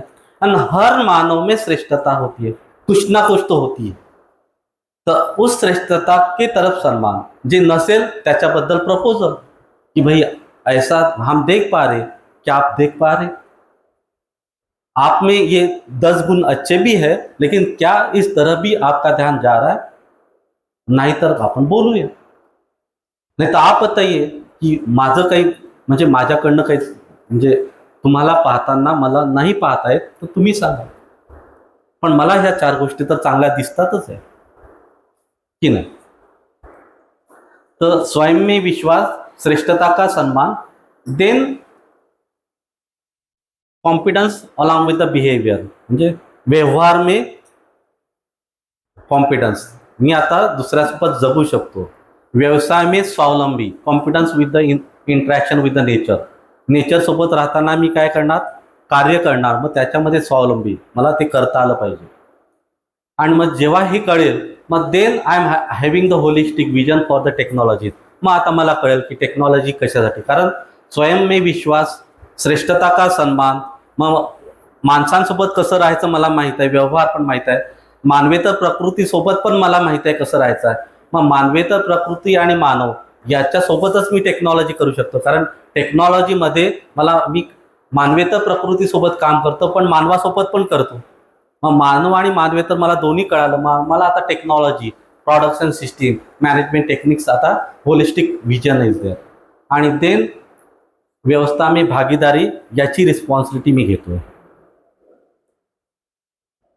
तर सध्या इश्यूज काय आहे ना, अनइथिकल ते हे असं काही दिसते, पण आपण यावर चर्चा करू नये, का असं होतंय, कारण जे आहे तिकडे आपलं लक्ष जात नाही, आणि आता याच्यावर चर्चा करायला मग आपल्याला दिवस पण कमी पडेल, पण असं न होण्यासाठी काय की जे आहे तिकडे पाहणं, की हे नाही करण्यासाठी प्रयत्न करणे, जे आहे तिकडे पाहिलं तर हे कळून जाईल ना। मग म्हणजे जसं पान, झाडाचं पान म्हणजे पडते, कसं पडते झाडाचं पान, एखाद्या वेळेस झाडाचं पान पडताना पाहिलं आहे का, है ना, मग म्हणजे झाडाच्या पानाला पाळण्यासाठी तोडावं लागत नाही, समजा तोडलं तर ते होतात, पण झाडाचं पान जसं पळते ना, तर जसं जसं जर मी रियालिटीला टच करतो ना, तर तशा तशा ह्या ज्या निगेटिव्ह थिंग्स असतील त्या माझ्यातनं गळून पडतात. मग त्या निगेटिव्ह थिंग काढण्यासाठी मला आता प्रयत्न करायचा नाही. मला काय प्रयत्न करायचा आहे, तर रियालिटीकडे जाण्यासाठी प्रयत्न करायचा आहे. जैसे जैसे मैं रियालिटी को टच करता हूँ वैसे वैसे ये चीजों, हे ज्या गोष्टी आहेत चुकीच्या, ह्या माझ्यातनं गळून जातं. मग ह्या काढण्यासाठी आता मला काही करायचं नाही, रियालिटी. म्हणून आपण पहिल्या दिवसापासून रियालिटीला करतोय. मग जसं जसं मी रियालिटीला जातोय तसं तसं ह्या बाकीच्या गोष्टीत ना हळूहळू आपण बाहेर येताना दिसते. So approach for this ethics है ना, सध्या काय आहे आणि प्रपोज काय आहे. सध्या आपला बेस काय आहे, अझम्पशन्स. आपण काय म्हणतोय, रियालिटी. द फिलिंग्स, मग अझम्पशन्सला फिलिंग कधी, अपोजिशन कधी, आणि ह्या पण कशा, मला वाटते, मला पाहिजे तसं असेल तर इन रिलेशन, मला पाहिजे मला वाटते तसं नसेल तर देन इन अपोजिशन. म्हणजे in fact it is in opposition itself, म्हणून तिथे दिलंय अपोजिशन. आणि हिअर इज रिलेशन व्हॅल्यूज. मग हे assumption, base on that assumption तशा. इकडे आपण naturally wellbeing for all. Wellbeing for all म्हणजे सर्व शुभ में मेरा शुभ समाया हुआ है. आता आपण काय म्हणतो, माझा सुख, त्याच्यानंतर म्हणजे पहिलं मी माझं सुख पाहू, नंतर आपण दुसऱ्याचं पाहू. पण मला माझ्या सुखाचं पाहत असताना मी दुसऱ्याला मारतो हे कळतच नाही. आपण इथे काय म्हणतो, सर्व शुभ. आपण सर्वांच्या शुभपणे पाहू, आणि त्या सर्वांच्या शुभमध्ये मी as a entity is in, मी तर आहेच ना, सर्वांमध्ये मी आहेच. मग मला माझ्यासाठी असं काही करायची गरज नाही. मग मी माझ्यासाठी जेव्हा करतो तेव्हा मला दुसरे दिसतच नाही, कारण मी आता तसंच चालू आहे ना, मी माझ्यासाठी करतोय, मला दुसरा दिसतच नाही की नाही. आता इथे काय म्हणतो, सर्वांसाठी करा, आणि सर्वांमध्ये मी आहेच, सर्वांमध्ये मी तर आहेच. मग मला आता माझ्यासाठी काही करण्याची अशी वेगळी काही करायची इच्छा नाही, म्हणजे करायची काही गरज नाही, कारण already I am having that impact की I am doing for everyone and I am the part of that every. मग आपण इकडे काय करतोय, way of insuring in society, training, discipline, incentive, punishment. इकडे काय म्हणतोय, सेल्फ डिसिप्लिन.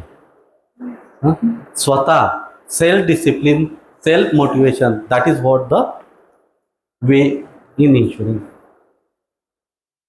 आणि असं आपण करू शकतो ना.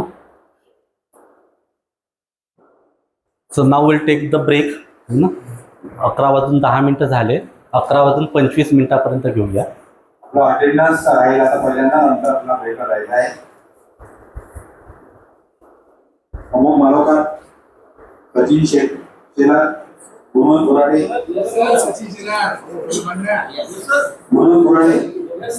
ख्याती चौधरी, मधुकर टेकाडे, गोपाली पाटील, मयुरी पाटील, शिवानी राजपूत, विजय चौधरी, निलेश गुरगे, योगेश खर्चे, पांडुरंग भिसे, पराग चोपडे, शारदा लांडे, योगेश पाटील, केदारी नारखेडे, नितेश कुमार गंजे, कीर्ती लढे, प्रवीण होगे, माधुरी चौधरी, भाषेची नारखेडे, राजेश बराळे, पूनम पट्टे. ठीक राहील, ठीक आहे. अंकुश नारखेडे, सचिन बोरवे, माधुरी राजपूत, नितीन बाळंबे, हे ऐकले होते का? मोते, गजानन सुपे, दीपक जोशी, पवन ठाकरे, संजय कुलके, रोहन भाटशंकर, अमोल हळदे, अजिंक्य बराडे, विजय सिंगे, पांडुरंग चोपडे, राजेश सरोदे, दीपक जावळे, रमाकांत चौधरी, निलेश धुंदे, किशोर वाडेकर, दीपक कराड, सचिन चौधरी, पूनम नारखेडे, नितीन खर्चे, तुषार पाटील, प्रतीक हांडगे,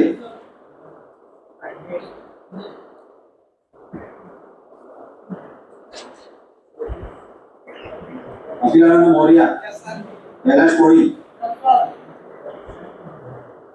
लक्ष्मण बोरले, हरीश राणे, रमाकांत राणे, प्रदीप भोळे, मनीष आचरिया, सुरेश पापट, संतोष पिटोकार, प्रदीप पाटील, योगेश सुशील, मंजिरी करंडे, एस एस पवार, तनुजन आपळे, प्रवीण पाटील, शीतल इंगळे, संदीप मुंगले, गणेश बोरसे, अनंत बराडे, राहुल निकम, पवन गावंडे, मोहन कोलते, वैष्णवी बोराने, साकेत पाटील, शुभांगी निवाणे, अजिंक्य कुहिरे, प्रिया भुते, सचिन कोलते, ऋतुजा पाटील,